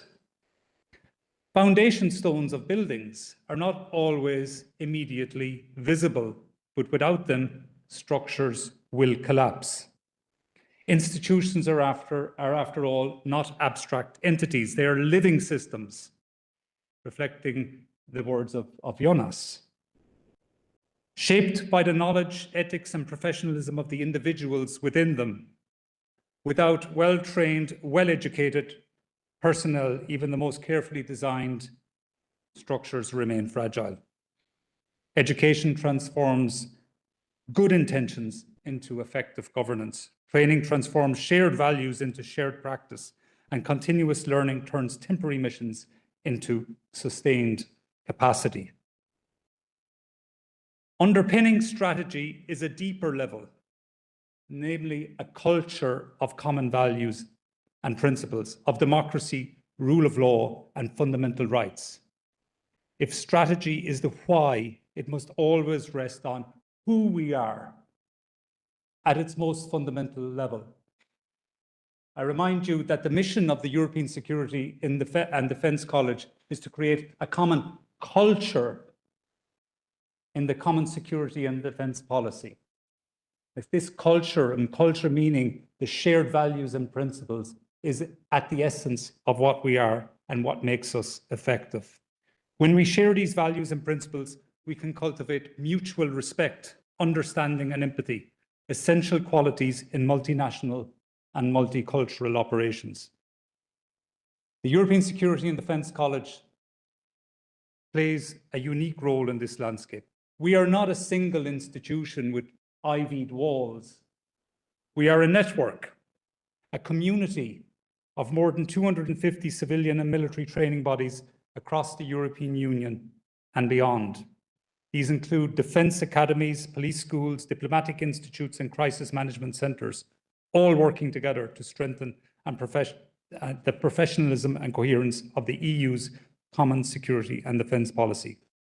Many of our members, I see many of them here today, cooperate closely with the United Nations, delivering joint or complementary training in areas such as the protection of civilians, gender mainstreaming, mediation, rule of law. Through this, we contribute to a shared educational ecosystem that prepares personnel to operate effectively, both in EU operations and in United Nations operations. We serve as a bridge between civilian and military education, promoting mutual understanding and interoperability. Looking forward, the demand for well-prepared peacemakers, advisors, and mediators will only grow.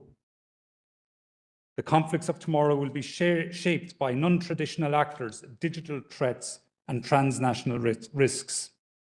To meet these challenges, we must treat education not as a support activity, but as a strategic investment. Through innovation, including digital learning, simulation, and immersive technologies, we can reach more people, share best practices faster, and build a truly global learning community. We at the IAPTC are already investing in these technologies. We're using virtual reality to create e-learning models which can be immediately updated, transferred into any language immediately, in order so as to create far greater reach and adaptability. However, that's technical. Education must always remain rooted in ethics, human rights, and the respect for diversity. As we gather here in Vicenza, we are reminded of why our institutions exist. The United Nations and the European Union were both created as responses to the greatest of human tragedies, but they are sustained by hope, human hope.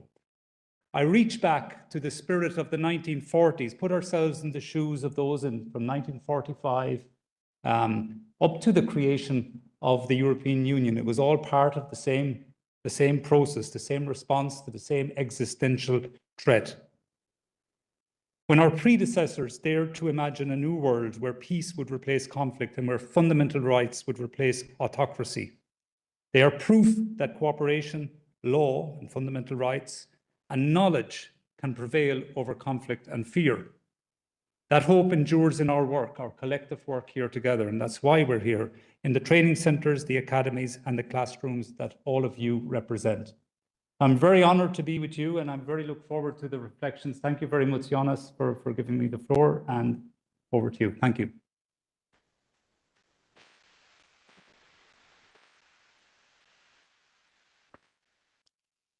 In times of crisis, your message of hope, Fergal, is particularly well received.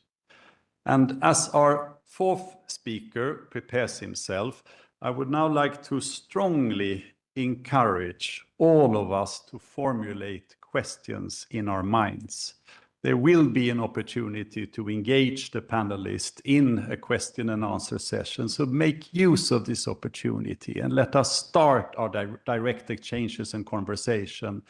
And in order to tease the auditorium a little bit as a humble incentive, I see that we are actually divided through a small aisle. So I regard this as one team and this as one team. And I hope that this ends in a draw with a minimum of 2 questions from that section of the auditorium and 2 questions from that section of the auditorium. And from where you are sitting, you are actually the right team. This does not mean that you are the wrong team, you are the left team in this little exercise, but take the opportunity, engage our invited speakers, make use of the investment that we have made. And now we turn to you, General Carosso Pietro, and we look forward to capping the European and EU perspective also with the member state perspective and the Carabinieri perspective. The floor is yours.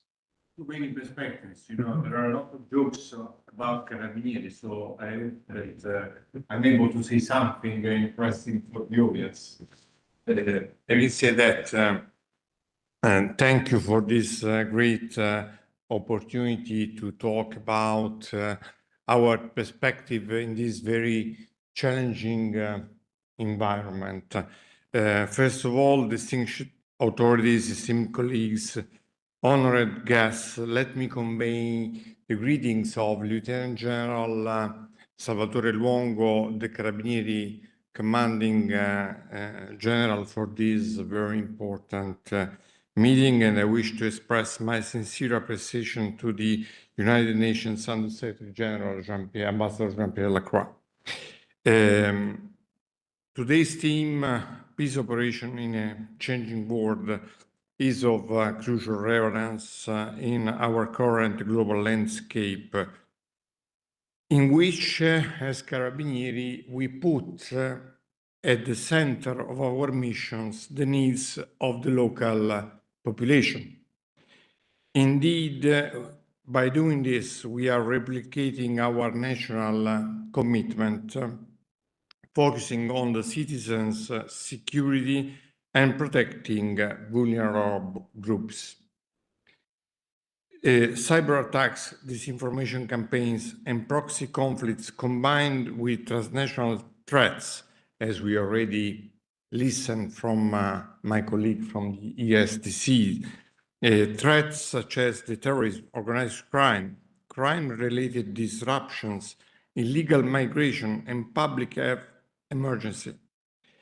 Recent conflict and crisis, as well as the persistent instability in areas affected by protracted low-intensity conflicts and unresolved intra- and interstate rivalries, demonstrate how quickly and often unpredictably seemingly stable regions can spiral into acute instability.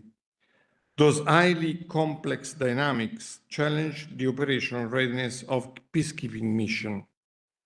In this already demanding environment, we also observe a growing geopolitical competition and a concerning erosion of consensus. As highlighted in the recent Future of Peacekeeping report, peace operations are facing, and I quote, a worrying degree of political resistance and a deficit of trust from certain host governments and local population and analysts alike. Disinformation campaigns and a widening gap between mandates and actual capabilities further undermine mission legitimacy and effectiveness. And now I will turn my attention to a very important point, which is lesson learned and emerging challenges, because the current scenario, as we heard from the Ukraine, but also as we are listening from other parts of the world, are changing our environment and our procedures very quickly. So the need for enhanced strategic coherence and a unified political vision and effective coordination among all international stakeholders are critical. Experience from recent peacekeeping operations supported by lessons learned and independent assessments highlights the need for tighter civil-military coordination, which in too many instances has run along parallel lines, failing to meet at critical junctures.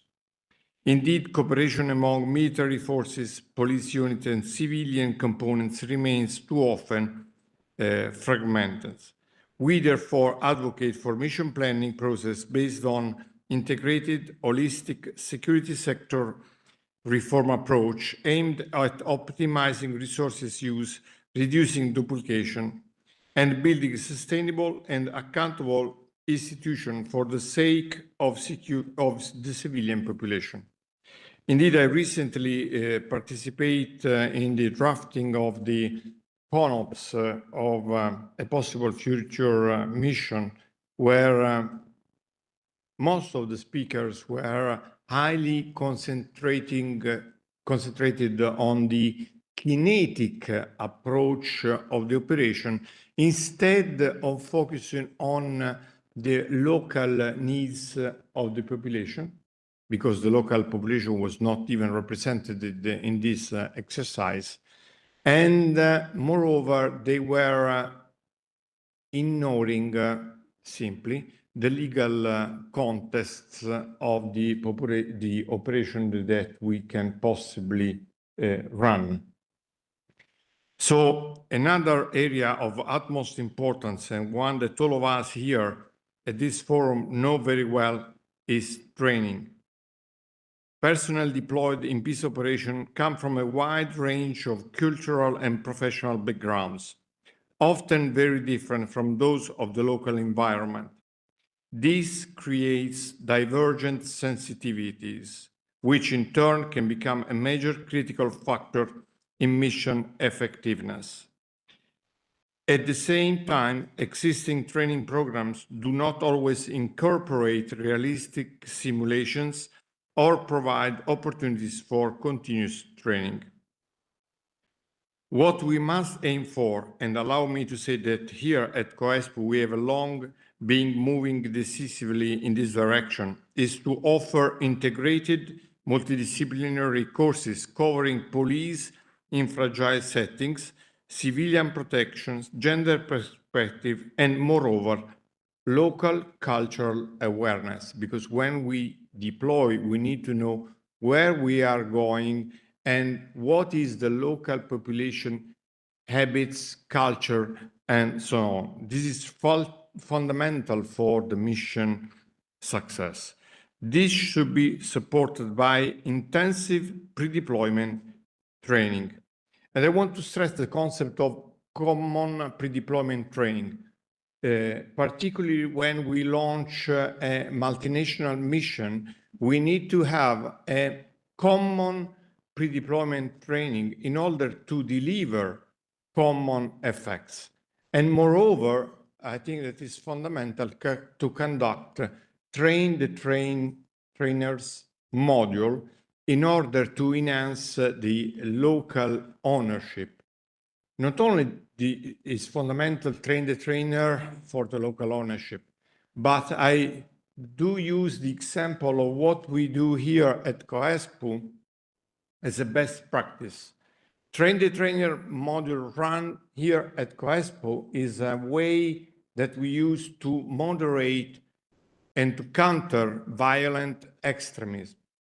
Bringing personnel from the military, the police, and the civilian environment into a different part of the world.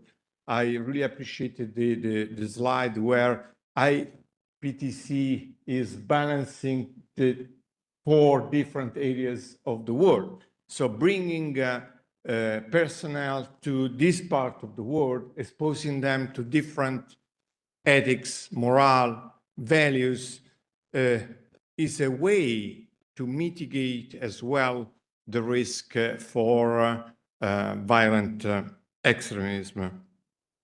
And this should be also supported by, as I said, a constant training able to also change according to the lesson learned cycle.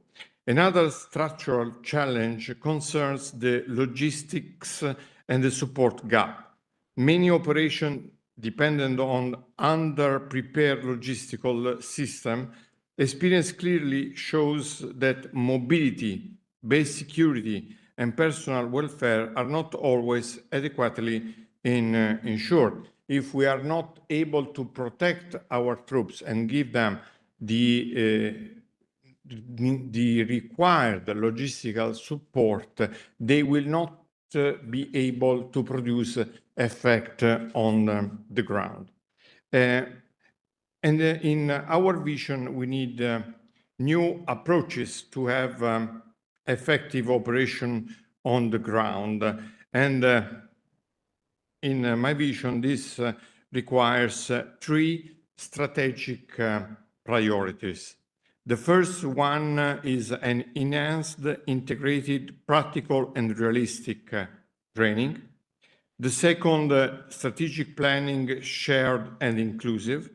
And the third one, as I already mentioned, is the strengthening of local technical and logistic capacities. Going to the first one, the enhanced training. Training path for police, military, and civilian actors must be standardized, aligned, and tailored to the operational context. Why I'm saying this?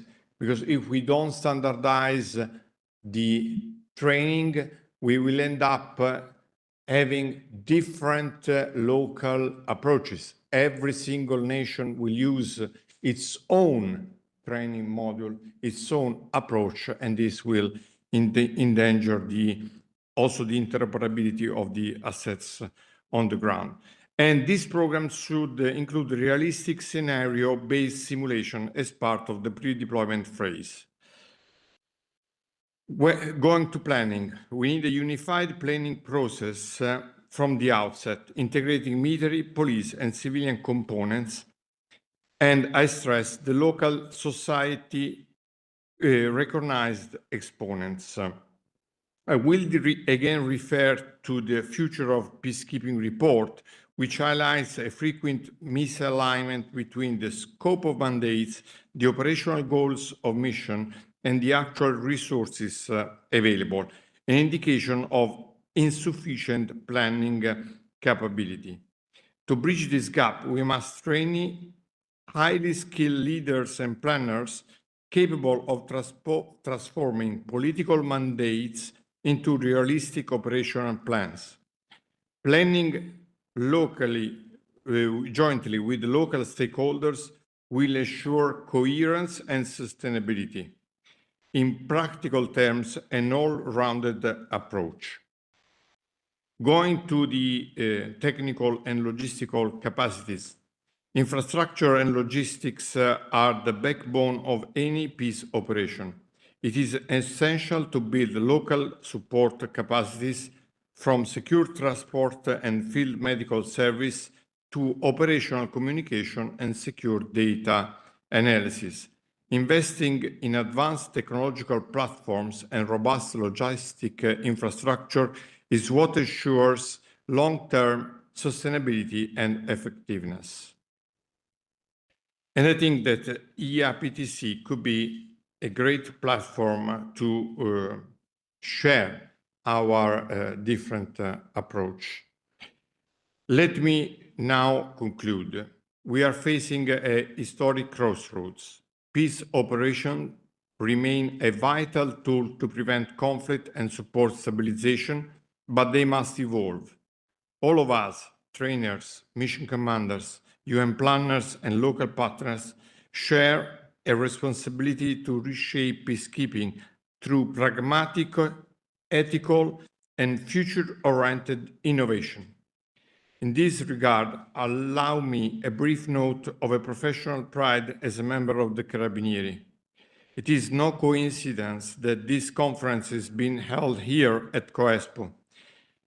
In the very year we celebrate the 20th anniversary, and let me remember on a personal note, 20 years ago, Andrea Paris and myself, we were working at the first papers to establish COESPO. At that time, we were working in the same room at the Carabinieri headquarters. So when we have to think about being innovative, we are here today because 20 years ago, two young officers were thinking about something new, COESPO. These 20 years have seen a tangible commitment by the Carabinieri and the Italian defense to the training of peacekeepers. More than 50,000 professionals from over 122 countries have been trained in these classrooms through a multidisciplinary and human rights-centered approach. COESPO has played and continues to play an essential role alongside the UN and the EU as a global hub for stability policing doctrine, a venue for dialogue among military, civilian, and academic institutions, and a living laboratory for the development and dissemination of standardized training practices. In an increasingly complex international landscape, our duty is to remain faithful to the founding principles of the UN Charter, while strengthening our ability to understand, change, and anticipate its operational implications. I therefore call all of you to join in a renewed approach. Let us invest in integrated training, joint planning, and the development of local capacities. Let us strengthen multilateral learning networks, and let us always ensure in every mission that full respect of human rights and the protection of the most vulnerable population. Only in this way we can transform today's challenges into concrete opportunities to build a peace that is fairer, more stable, and more inclusive. Thank you for your attention.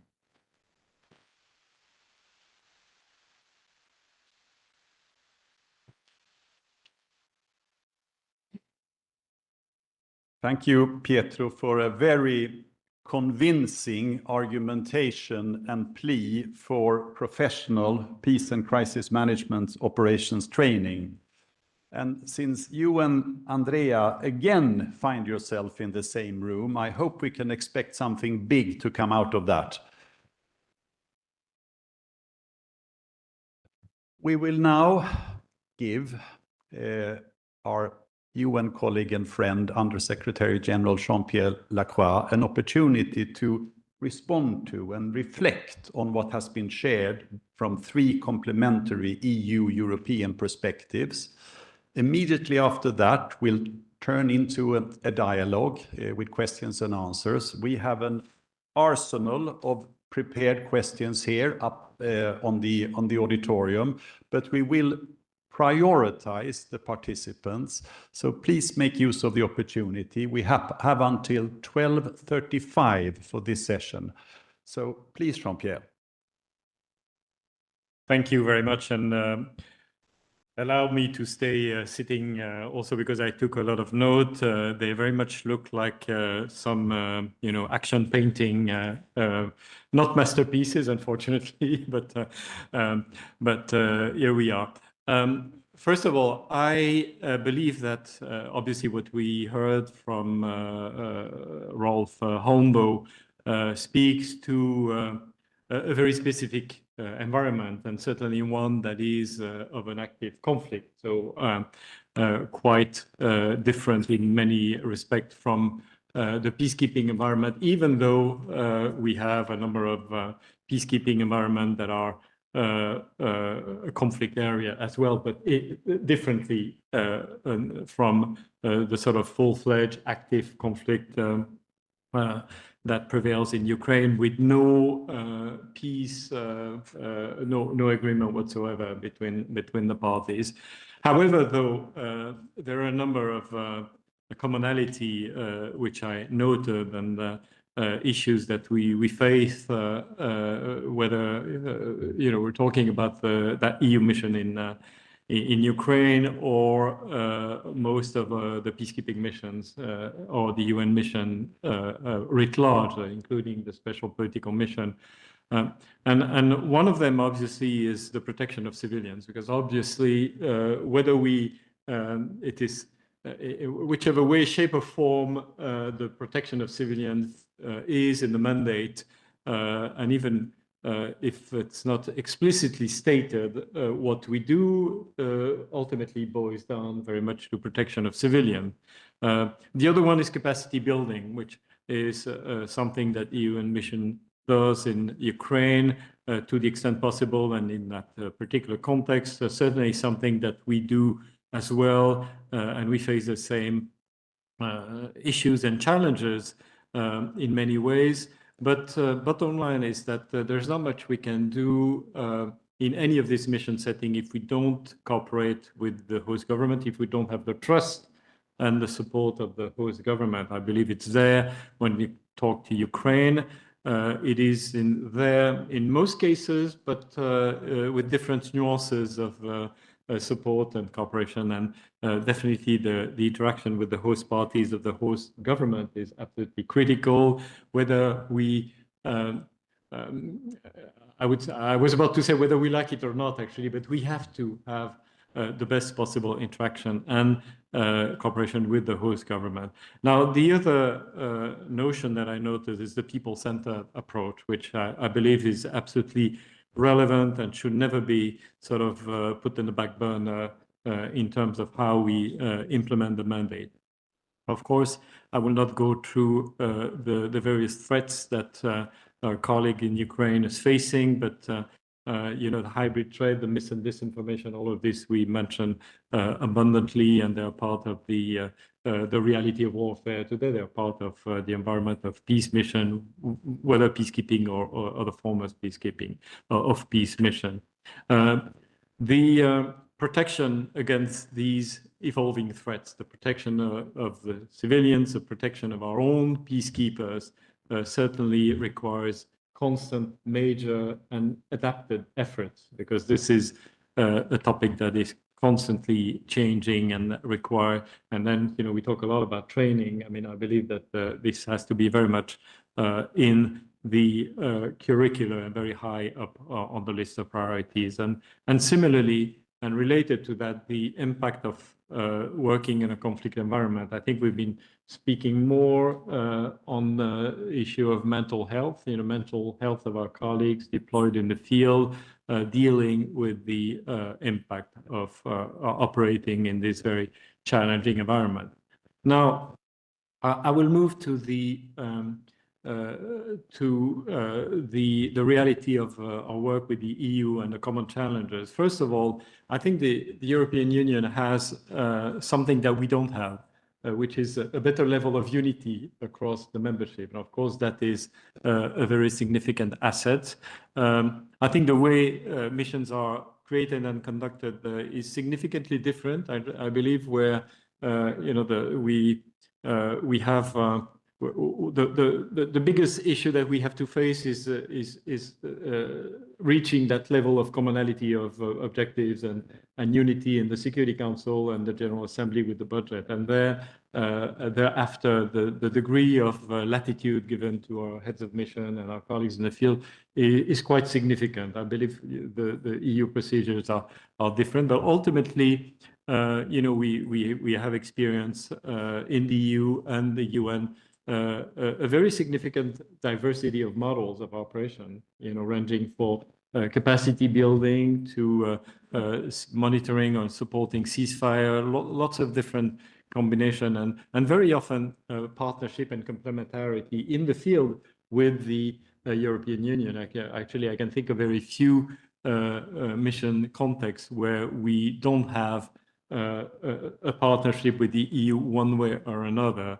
And I believe that is absolutely critical. I will revert to the theme of partnership later with the regional, sub-regional organization and other entities, but it's absolutely critical. And I would say that it's even more critical today because of a number of issues that I will briefly address. First, we talk about mandate, and we keep telling the Security Council and the member states, please give us mandate that are prioritized, focus on the key areas in which we can make a difference. And the Security Council has made some progress in that direction, and I'm realistic. I mean, I don't think we will ever come back to 2 pages resolution, but at least we're asking our member state, okay, you can keep this 20 pages resolution with lots of different mandated tasks, but please do prioritize more explicitly.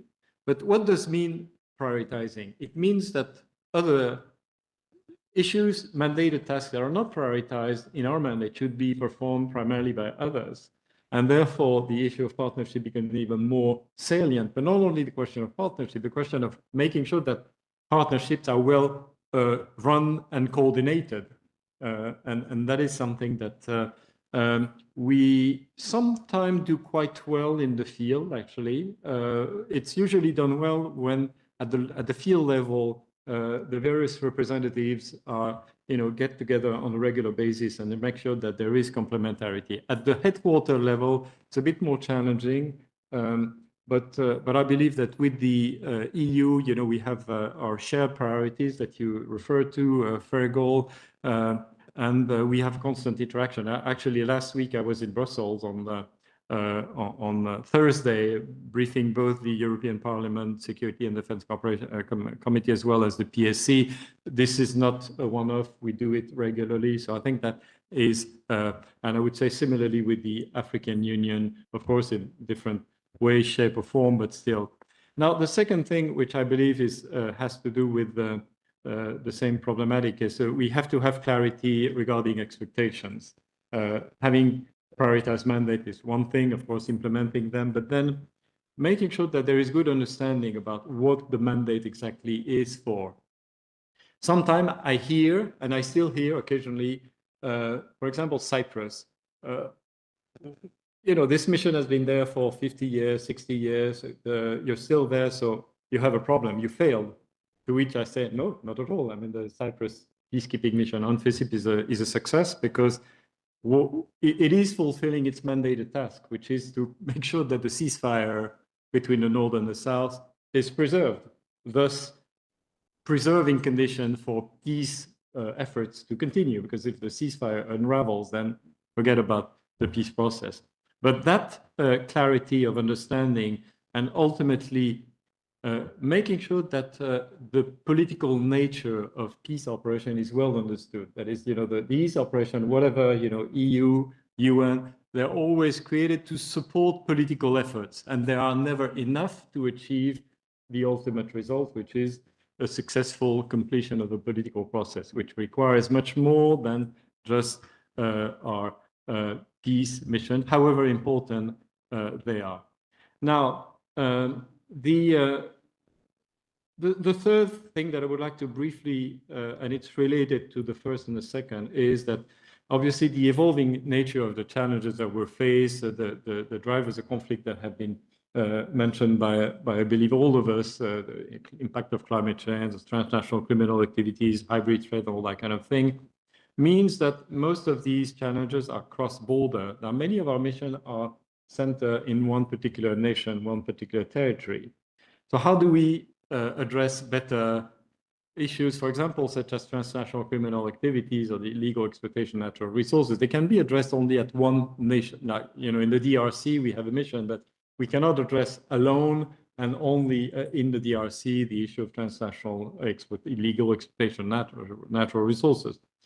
What I mean by that is that it requires not only partnership with relevant entities, some of them are probably better placed to address the issue of transnational criminal activities, even though peacekeeping mission can do a few things, but also making sure that within our own system, we address at the regional level challenges that have to be addressed at that level. We're not there yet as far as the UN is concerned. And I think that this is really a problem that we need to put more effort on. We would need to have a regionally conceived and operated project to address these kind of challenges, and it's proving to be difficult. And of course, we would have to work more with the likes of the EU, the African Union, but also the World Bank and others. Now, a note though, I think network multilateralism is ultimately what it boils down to, on mandates, on expectation, and the ceasefire monitoring versus political efforts on addressing the kind of challenges that I mentioned. Network multilateralism is more important than ever. But network multilateralism doesn't mean fragmented multilateralism. And here, this is a plea for the UN, not because I work for the UN, simply because the UN is it goes without saying, it's the only universal body. So it's multilateralism par essence. And I believe that we absolutely need to work more with regional, sub-regional organizations, all the partners and the stakeholders that whom we have to work with, avoiding though fragmentation. Because fragmentation brings us back to a pre-UN situation, basically. And the added value of the UN is really the added value of the Charter and the norms that are absolutely critical, that need to inspire, as you were saying, General Carrozza, the training, the values that you also mentioned, Mr. O'Regan. I mean, this is absolutely at the core, and that is really what we have to preserve. Now, it's difficult, of course, to preserve at a time of divisions and polarization, but at the same time, the multilateralism without the UN brings us back to the to 19th century or even before, and I believe that we should avoid, again, network multilateralism doesn't mean fragmented multilateralism. We have to be we have to assume and to accept and to promote universality, however difficult it is. And I'm saying this also because sometimes you hear, okay, for example, the Human Rights Council, there are many countries that so say, the critics of the Human Rights Council who are not respecting human rights. Fine, let us just sit with those whom we agree with. It's an easy multilateralism, but it doesn't solve anything. So this is by the by, and I won't elaborate further on this. Let me just say a few things before I wrap up. We obviously need to address a whole host of evolving threats, and I will not elaborate on this one, but that brings me to the question of how do we do this better from the point of view of training? And here, I really appreciated a number of notions that were highlighted when it comes to important training. First of all, based on value and principles, we have to train, but train knowing who we are, what we represent, and where we want to take ourselves and our colleagues. Second, the integrated nature of training. I think it's critically important, particularly at the leadership level. And I, for one, have always been promoting making sure that we train our uniform colleagues, the police, the military, as well as the civilians in their various incarnations, at least not always together, but at least sufficiently together to make sure that they understand they have a common understanding of what peace operation or peacekeeping means. And of course, context specific, that is also something that is very critical. And again, I really appreciate the reference that was made to this important point. Now, as we move forward, of course, we will continue to have a great, probably an expanded multiplicity of models. Again, to me, it means, and I will not repeat what I suggested earlier, that most importantly, we need to be prepared, but prepare for the unpredictable.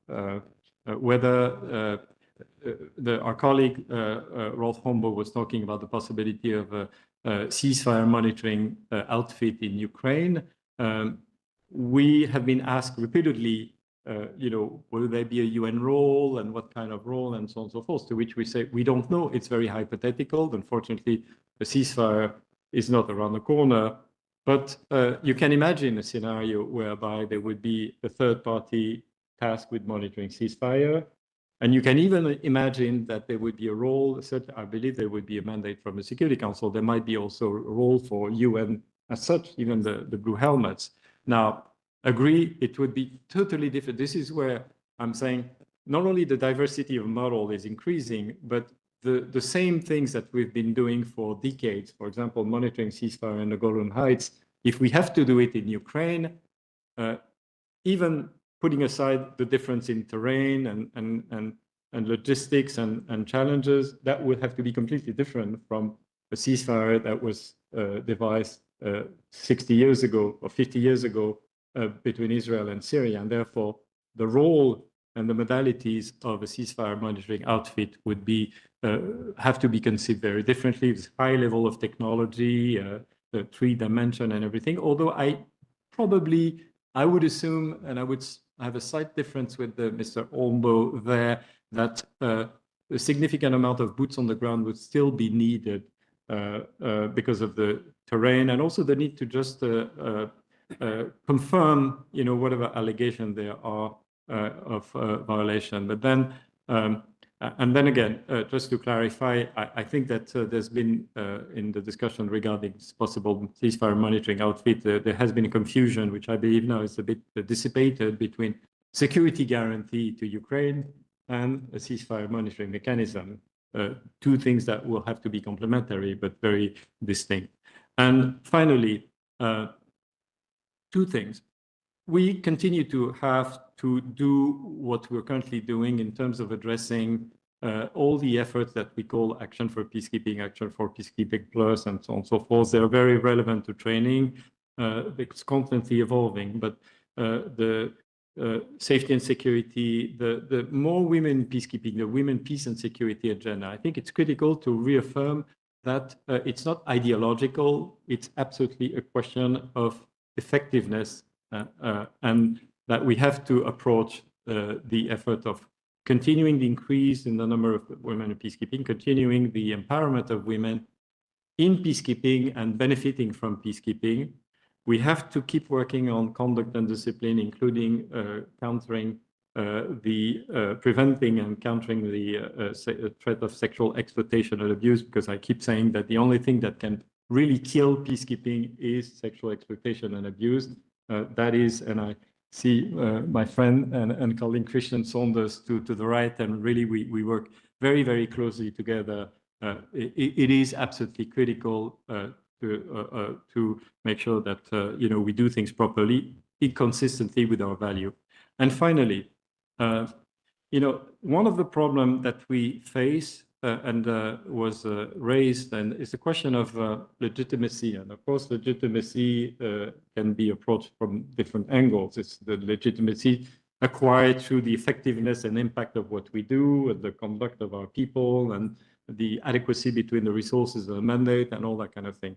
But it is true that the lack of reform of the UN, particularly the lack of reform of the Security Council, is creating a problem for the UN. It's creating a problem of erosion of legitimacy, and that has an impact on us because we emanate from a body which is seen as not anymore fully reflecting the reality of today's world. Now, reforming the UN, reforming the Security Council. I don't think that there's anything more aspirational than that issue, but at the same time, it's not going anywhere. The issue is still there, creeping, increasing in the intensity in which it is, pervading the discussions and in New York and in other UN centers. So just to say that one way or another, there will have to be more thinking out of the box to try to address this problem. And I will leave it at that. And thank you for your kind attention.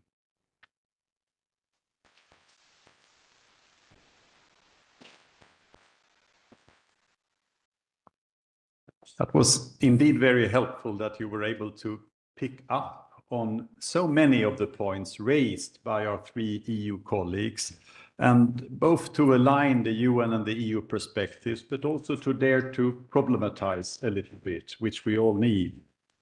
Now the floor is open. Please state your name and organization, and please, please, please let us all excel in being succinct. That applies both to you who ask questions and to you who will answer the questions. And let's embody networked multilateralism for a short while. Who would like to begin?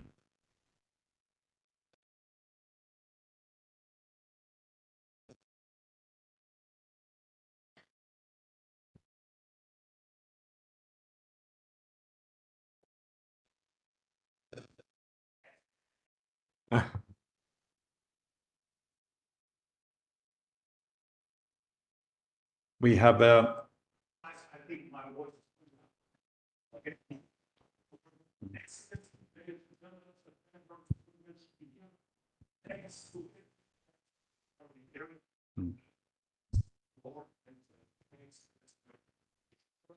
Challenge. Let's start on the strategic perspective.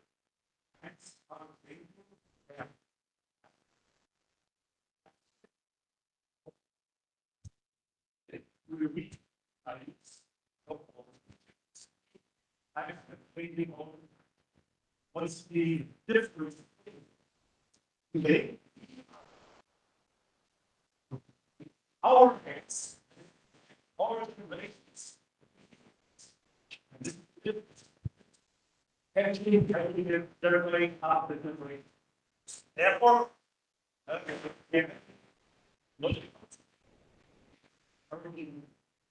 it's the same workforce style war. Ukraine, Russia, act on the 40 and all those things and war. And I want the political best is challenge requires political action for stand. But from the perspective, one of the day, the world is and it's today that civilian missions, it's mission, it's land,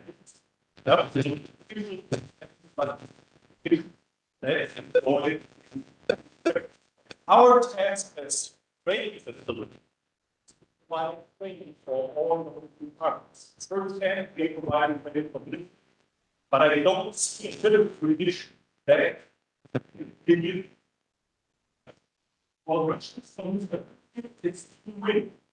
If he's not weak, it's more weak than it's time. It's for some time over since 1541, will start the attacks more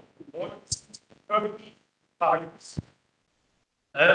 Basic numbers of Russian stars that both their lives of their own. This means that the needs to win for the Ukrainians. But these people are under the goods. They suffer from the Russians. All they suffer. They lost billions of so the Ukrainians really want to give up. They can't give up, otherwise they need them. So from my perspective, there is no end from this war until we are on the other side with this. What does it mean? We support the civilian organizations and civilian organizations who are police. One of those as long as the words of sending becomes not low the defaults. It's one of the proper needs to provide training for those organizations. For example, all training facilities providing courses for 25 years. Almost dedicated. We have to be trained the German ambassador and this delegation to be trained in 20 after the Russian attack.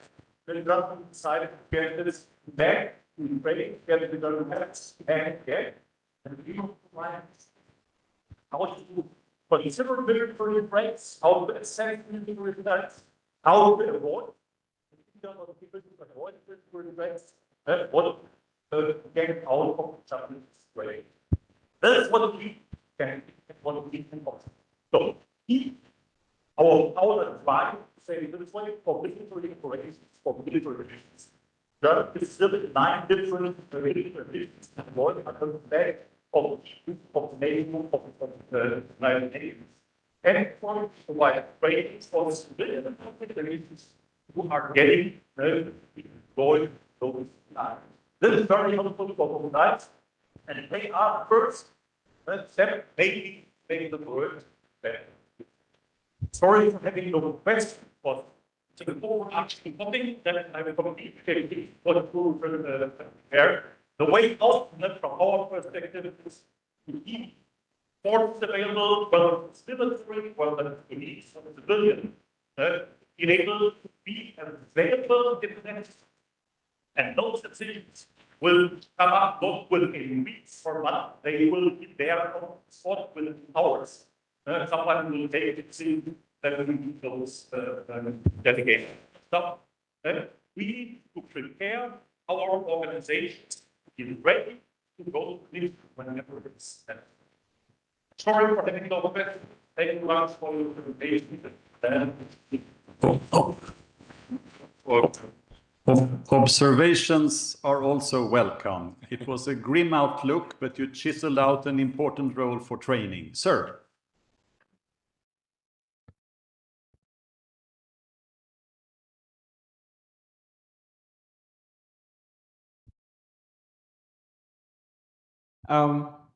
My name is Brigadier General George Tangari. I'm the commandant of the Tanzania Peacekeeping Training Center.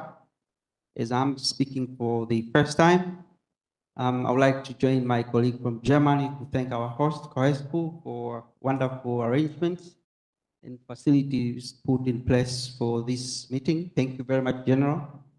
I would like also to thank the panel and the presence of Under Secretary General Jean-Pierre Lacroix. We have heard from the European perspective and also your intervention from the UN perspective. As we trying to think of the future of the peacekeeping operations, this one will be a question to Under Secretary General. For the recent years, we have seen quite a number of reductions of and drawdowns of peacekeeping missions. And of recent, it went up to 25% for all the missions, which I believe they are not aligned at all to the actual situation on the ground. As I believe the situation on the ground is still there, and the drawdown is still continuing. I would like to hear your view, much as you have alluded a little bit, but just to add more, add into it.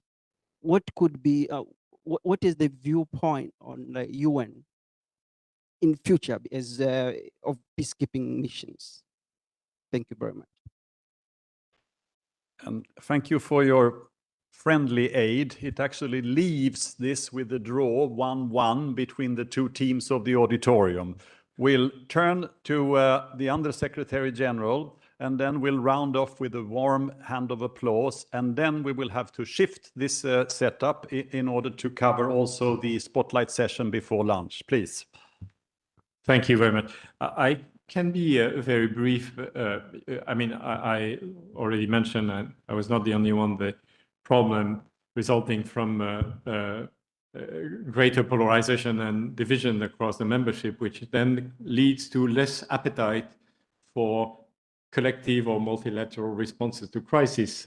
One form of such responses is peacekeeping. So you naturally have less appetite for that kind of approach, as opposed to having narrowly perceived national interests, prevailing over how to handle crisis. Now, the second thing which is linked to the first is that if you don't have that kind of unity amongst the member states, particularly the Security Council and those who are potentially most influential in addressing conflict, then it creates more space for foreign interference at all levels in conflicts, which is something that we see increasingly in Sudan, for example, or Mali, after the departure of, or even before the departure of peacekeeping mission, or Libya, and I could multiply such examples. But that also creates a more difficulty with our host government, or at least many of them, because they feel and they see that, yes, our mandates are extended, but we are less unanimously supported in our day-to-day dispatching, delivering of the mandate, and therefore, that increases our. And then third, related to the first, again, is the issue of finance, which obviously is a political issue. It's a financial issue, a problem is a consequence of the financial problem. Having said this, though, again, I don't think that we need to proceed under the assumption that either, there will be a constant downward trend of peace operation or UN, or that, one model is likely to prevail over another model. That we don't know, because we all know that the history has been cyclical. Not only the history of peacekeeping, but the history of the UN and multilateralism as a whole. So then again, I'm coming back to what I would like to convey, and which, by the way, was conveyed also by, I believe, my fellow panelists, which is that we need to be ready. We need to keep the readiness, and keeping the readiness requires a lot of effort, because it means that we need to make huge effort to adapt, so that we can be ready to not only make sure that the existing operation continue to adapt, but that, whatever comes our way, then we would be ready to respond with partners, of course, EU, AU, and others. Thank you. And I hope that the Undersecretary General will be able to elaborate on this when he visits Tanzania next year for the IAPTC. Thank you for your question. And it pains me that we don't have the opportunity to pick up on more questions. I see hands in the audience, but we cannot manipulate time. It's impossible. So for logistical purposes and out of respect for those who are waiting to serve us lunch, we need to proceed with the final short session before lunch. A warm hand of applause for our panelists. Thank you, all of you.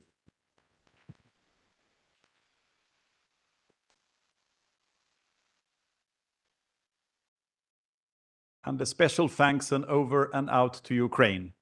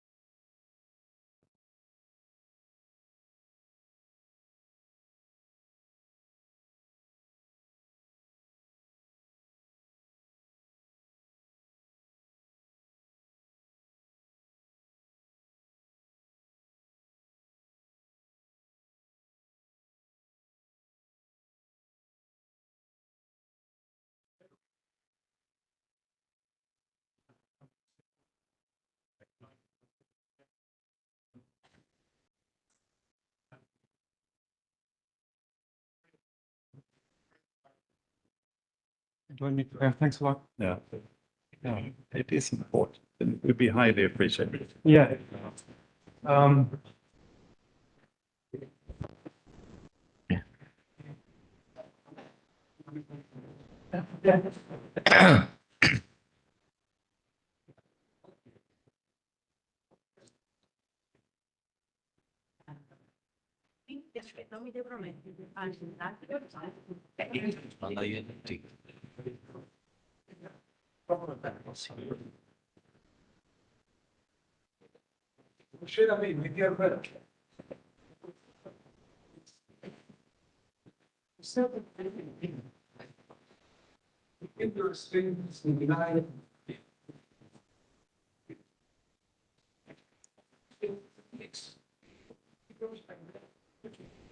Dear peacekeeping colleagues, if I may humbly request you to find your seats again.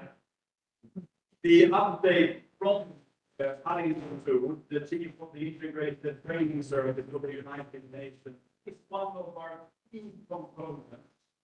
And due to change of plans, parallel commitments, etc., we have moved it up to the benefit of the auditorium.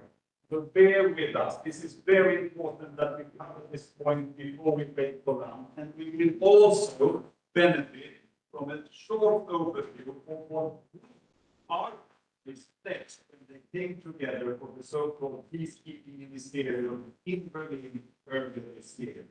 So, Harry, over to you. Go ahead. Yeah. Can you show the presentation? Yeah.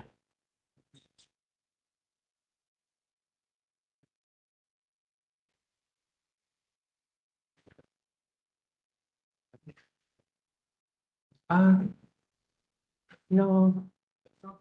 We want to right here. I wanted the blue.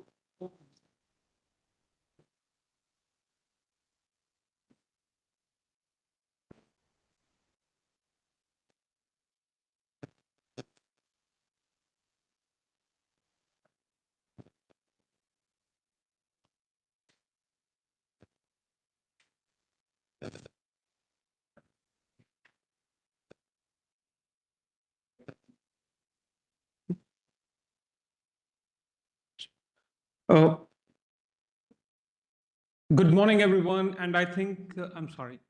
I think in the interest of time, please allow me to say that all protocols observed, and it's my honor to be here and provide some updates from ITS. And I think they will speak to what the Undersecretary General for Peace Operations, Mr. Lacroix, has spoken in his remarks and his participation at the panel towards the work that we're doing in ITS.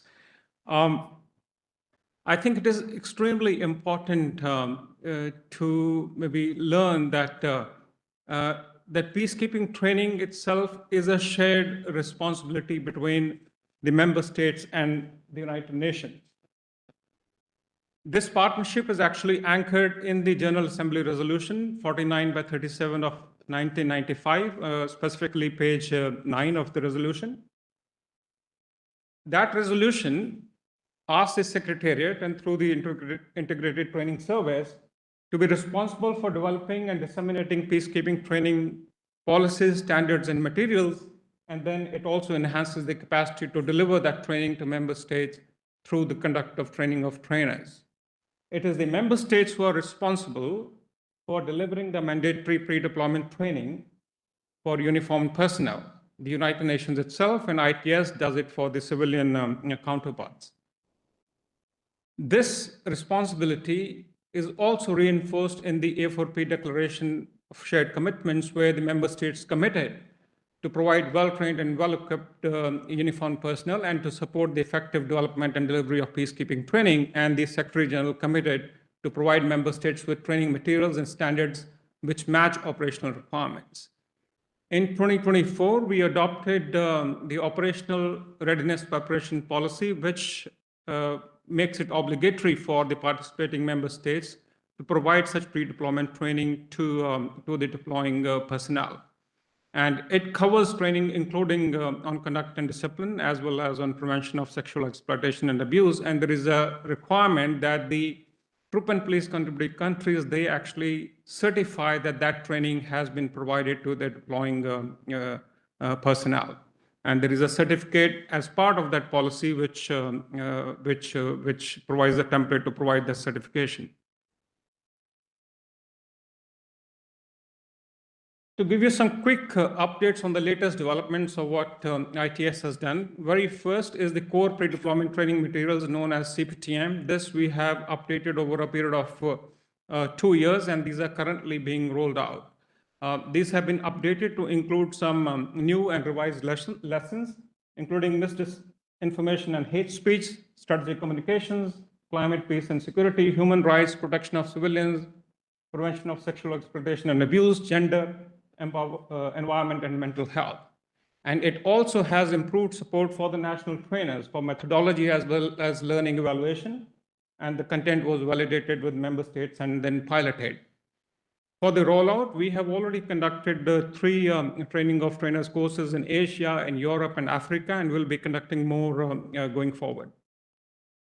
And of course, as chief of the ITS, I do request troop and police contributing countries to host these training courses, not only to roll out the content of the CPTM, but also to benefit your own trainers.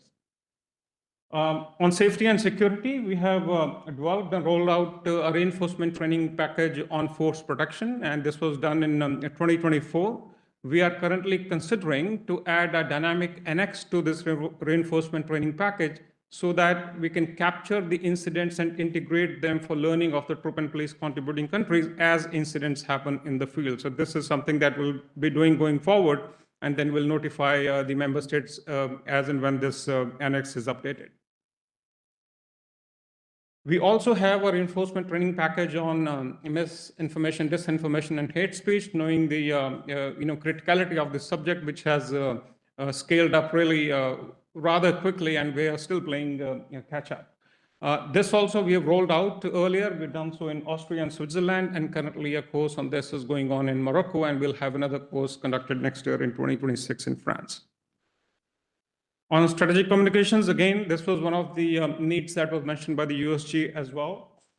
We are in progress of developing a reinforcement training package. Currently, the 2 of the 3 modules have been completed. The one on legal framework is what is currently pending, and we plan to pilot this course in early 2026.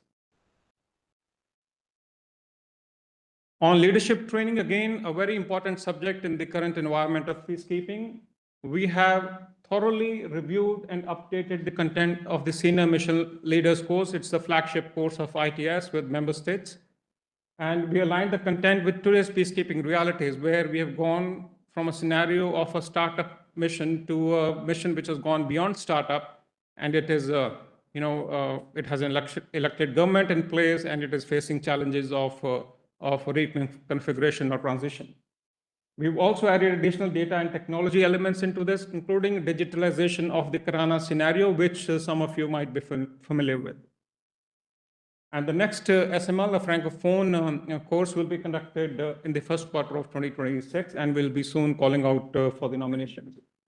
We also developed a new program with our Department of Operational Support called Leadership Orientation and Guidance for Operational Support to prepare the potential chiefs and directors of mission support. This was a fairly longish program that we piloted, involved coaching, blended learning, peer exchange, and complex scenario-based exercises. But given the current liquidity constraints that we are facing, we'll be doing a shortened version of this course next year. We also do a senior leadership program, which is for levels of D2 all the way to the SRSGs. This course is also being planned to be conducted online next year, again, because of the liquidity constraints. It's suboptimal, but that is the best that we can do as of now. Lastly, a mission advanced staff training. This is targeted towards chiefs of staff and heads of field or regional offices in peacekeeping missions. And this is also currently under comprehensive review and update, and we will be rolling this out later in 2026. On support to the WPS agenda for enhancing the meaningful participation of women, we conduct several courses with the UN Women. We've done 2 courses in 2023, 3 in 2024, and 3 in 2025. The last one is currently ongoing in Vietnam. And in these 8 courses, these would prepare 189 women officers to deploy to the field. And of the previous 113 who were trained so far, 36 have been deployed to the field, and that is what we coordinate with our fourth generation service in the Office of Military Affairs. On supporting missions with technology training, ITS provides that support to the missions as well, where we strengthen the mission's capacity to design and deliver simulation exercises. We also strengthen their ability to use e-learning and hybrid form of learning. Further, we have started conducting training of mission trainers and technology and AI-driven learning for efficient peace operations. This includes the UN-approved Microsoft Copilot, ChatGPT, Gamma, Pictory, and all as part of. Further on digital transformation for peacekeeping training, we recently in ITS conducted an internal scoping study. And there is high interest from troop and police contributing countries for e-learning. And the main target audience for them is mostly individuals as distinct from contingents. And there are also requests for short examples or explainers and online refreshers. Towards digitization of training materials, we are already in the process of converting the core pre-deployment training materials into e-learning. And we have also reviewed our standardized training materials as well as reinforcement training packages, some of which can be partially or wholly converted into e-learning format. And the troop and police contributing countries can select which would be the most suitable method for them to provide training. Some ongoing partnerships for training standards. We have completed these specialized training materials for staff officers, military observers. It's currently under approval process. The Foreign Police Unit Command Staff course will be conducting a pilot in December in China and infantry battalion. We also completed reinforcement training packages on counter IED, explosive hazard awareness, all arms search course that have been developed. We have ongoing partnerships with Switzerland for conversion of the e-learning of the CPTM that I just mentioned. We have defense capacity building projects on IED threat mitigation, communication and information systems, and in very nascent stage on climate adaptation as well as counter UAS. There is going to be more and more work on the counter UAS as far as peacekeeping training is concerned. We normally organize the senior mission leaders course with the host country as well as the donor member states, which exemplifies the partnership nature of the training that we conduct.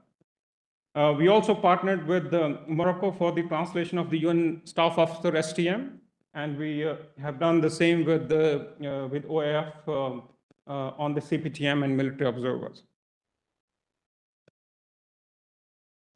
For member states' pledges at the recent Berlin Ministerial, we are very thankful to the member states for pledge support for the training and capacity building requirements. We have about 150 pledges that the member states made. And some of the examples are shown here, including hosting UN courses, conducting police training on prevention of sexual exploitation and abuse, and the others that you see.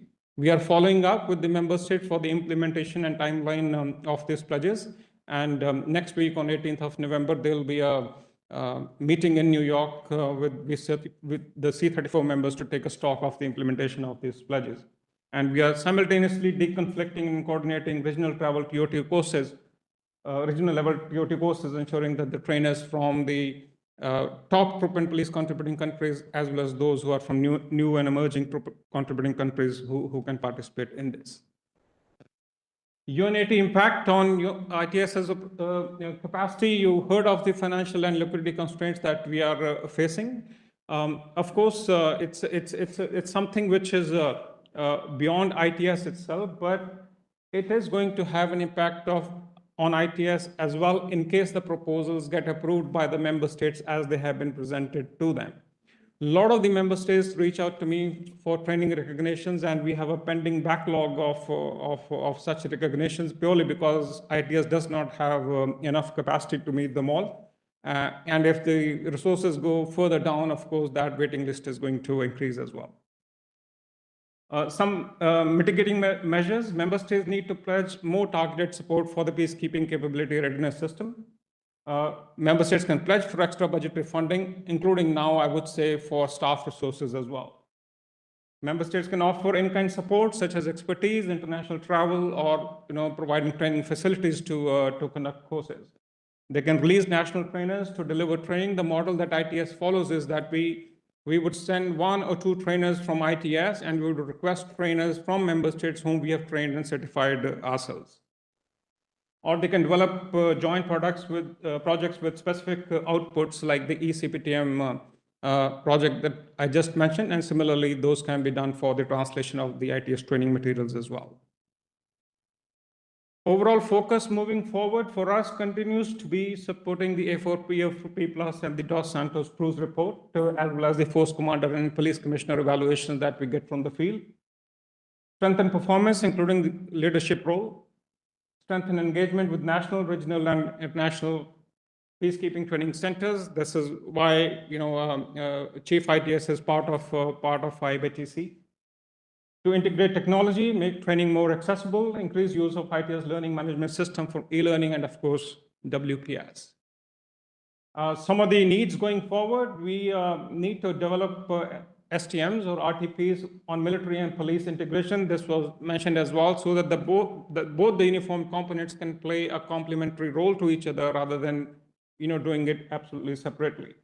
To revise the UN Military Peacekeeping Intelligence Officer RTP and to translate the addressing misinformation, disinformation, and hate speech, as well as force protection reinforcement training packages into other languages.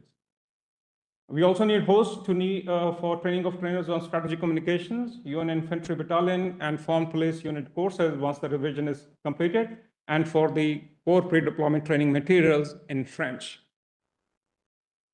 Some recommendations for consideration, they may not apply to everybody across the board, but where they would apply, this is something that you can consider. That you integrate peacekeeping training standards in national military and police curricula. You prioritize longer-term investment to support women trainers and peacekeepers. Strengthen peacekeeping training institutes to train and deploy mission-ready units over multiple rotations. Consider joint deployments with new or emerging troop and police contributing countries. Provide trainers and experts to be part of the mobile training teams to support other peacekeeping training institutions. Share training data to better link performance evaluations to training efforts, and share lessons learned and best practices as a learning resource. I know this has been a hurried presentation. I'll be available to answer any questions that you would have later. I'm here today, tomorrow, and day after as well. And you can always reach ITS at the contact mentioned here. And I'll hand over the floor now to Jonas. Thank you. Thank you for making our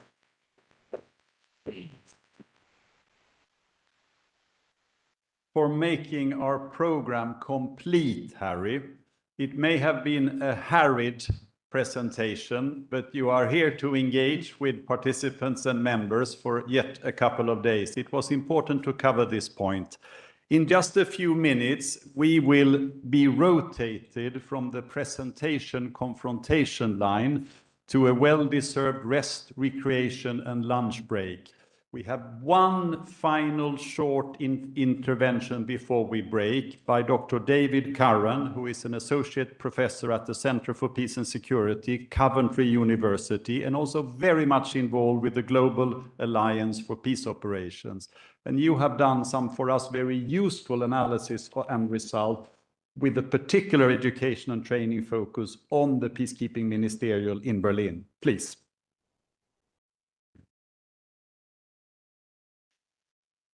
Hey, never ask an academic to get in the way of people's lunch. I think that's the golden rule. That's just, I'm skating on thin ice. So I'll keep this relatively short, and thank you ever so much for the invite to talk. This is just a brief on the peacekeeper ministerials, which do play a considerable role in the development of peacekeeping capacities and peacekeeping operations. So just by way of introduction, the peacekeeping ministerials are held every 2 years, roughly, bringing together senior officials from member states who pledge support for peacekeeping operations. And these help missions secure new or improved capabilities, as was explained in the session before, and demonstrating high-level political support from member states. And I think at a time when we are feeling geopolitical change, it's good to bear in mind that the ministerials actually reinforce quite a lot of member states' approaches and support for peacekeeping operations. The first of these was held in 2014 under President Obama, and they've been periodically going on for every 2 years. The most recent was in 2025 in Berlin. So these act as ways of mobilizing support and generating particular capabilities for the UN above the regular financial and voluntary contributions that are made by member states. And the pledges can take many forms. They can be political pledges, such as support to peace processes. They can also be directly related to capacities and capabilities, such as specialized troops or police. But they can also be commitments towards training, which is important for this forum. So the 2025 ministerial was held in Berlin in May 2025. And in that ministerial, we had, as was said, over 150 pledges of training from 62 different member states. And there was these pledges included training and capacity building. And this number is up from 43 states that made the pledges towards training in 2022. So we do see a rise in the number of member states offering pledges.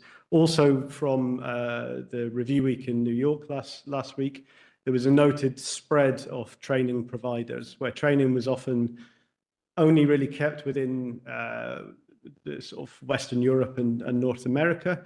The spread of training providers and the spread of countries that are offering training provision is global now. So we see a spread in Africa and South Asia. So I've kind of crunched the numbers in a very long and quite boring spreadsheet. And I won't show that on the screen because that will drive you all quite insane. But just to kind of give a brief overview, the pledges really do show the breadth and the depth to which training is considered as an important activity. They speak of building depth in the training capacity through training of trainers teams, increased mobile training teams, bilateral course development, triangular cooperation, and translation of courses into Arabic and French. They speak of increased funding for new bilateral training initiatives and funding for particular peacekeeping training centers to carry on the good work that they are doing. Triangular partnership programs, associated training, and of the introduction of new technologies into peacekeeping. So, for instance, if drones are being offered by one member state, accompanying training to enhance the use of those technologies is being offered. In addition, and much like what we'll see this week with networks, there's a drive by member states to establish new bilateral and regional initiatives and partnerships to enhance training. So you're seeing that member states are looking at joint training with partners from other parts of the world. And finally, they speak of the development of new courses, and this was spoken about just before me, into issues such as, so you have new areas such as the environment and climate related risk, misinformation, disinformation, and hate speech. The courses related to the safety and security of peacekeepers, such as UNMAS's countering IED threats, and also the provision of existing courses fundamental to grounding personnel in peacekeeping practice, such as leadership training, military observation, women's peace operations course, prevention of conflict-related sexual violence. A rough count of the actual number of courses and different courses indicates that over 250 different courses were mentioned by member states. So it's a huge, huge array of topic areas now that are classed as under the peacekeeping umbrella. The list that I've got does demonstrate that training and education is a key consideration in the peacekeeping ecosystem across military, civilian, and police at all levels. And at a strategic level, member states are reaffirming their commitment to the training of peacekeeping personnel. And this is a considerable development when considering that the first General Assembly resolution on training was passed in 1995. So in 30 years, we have come quite a long way. I'll leave it there, let you get lunch.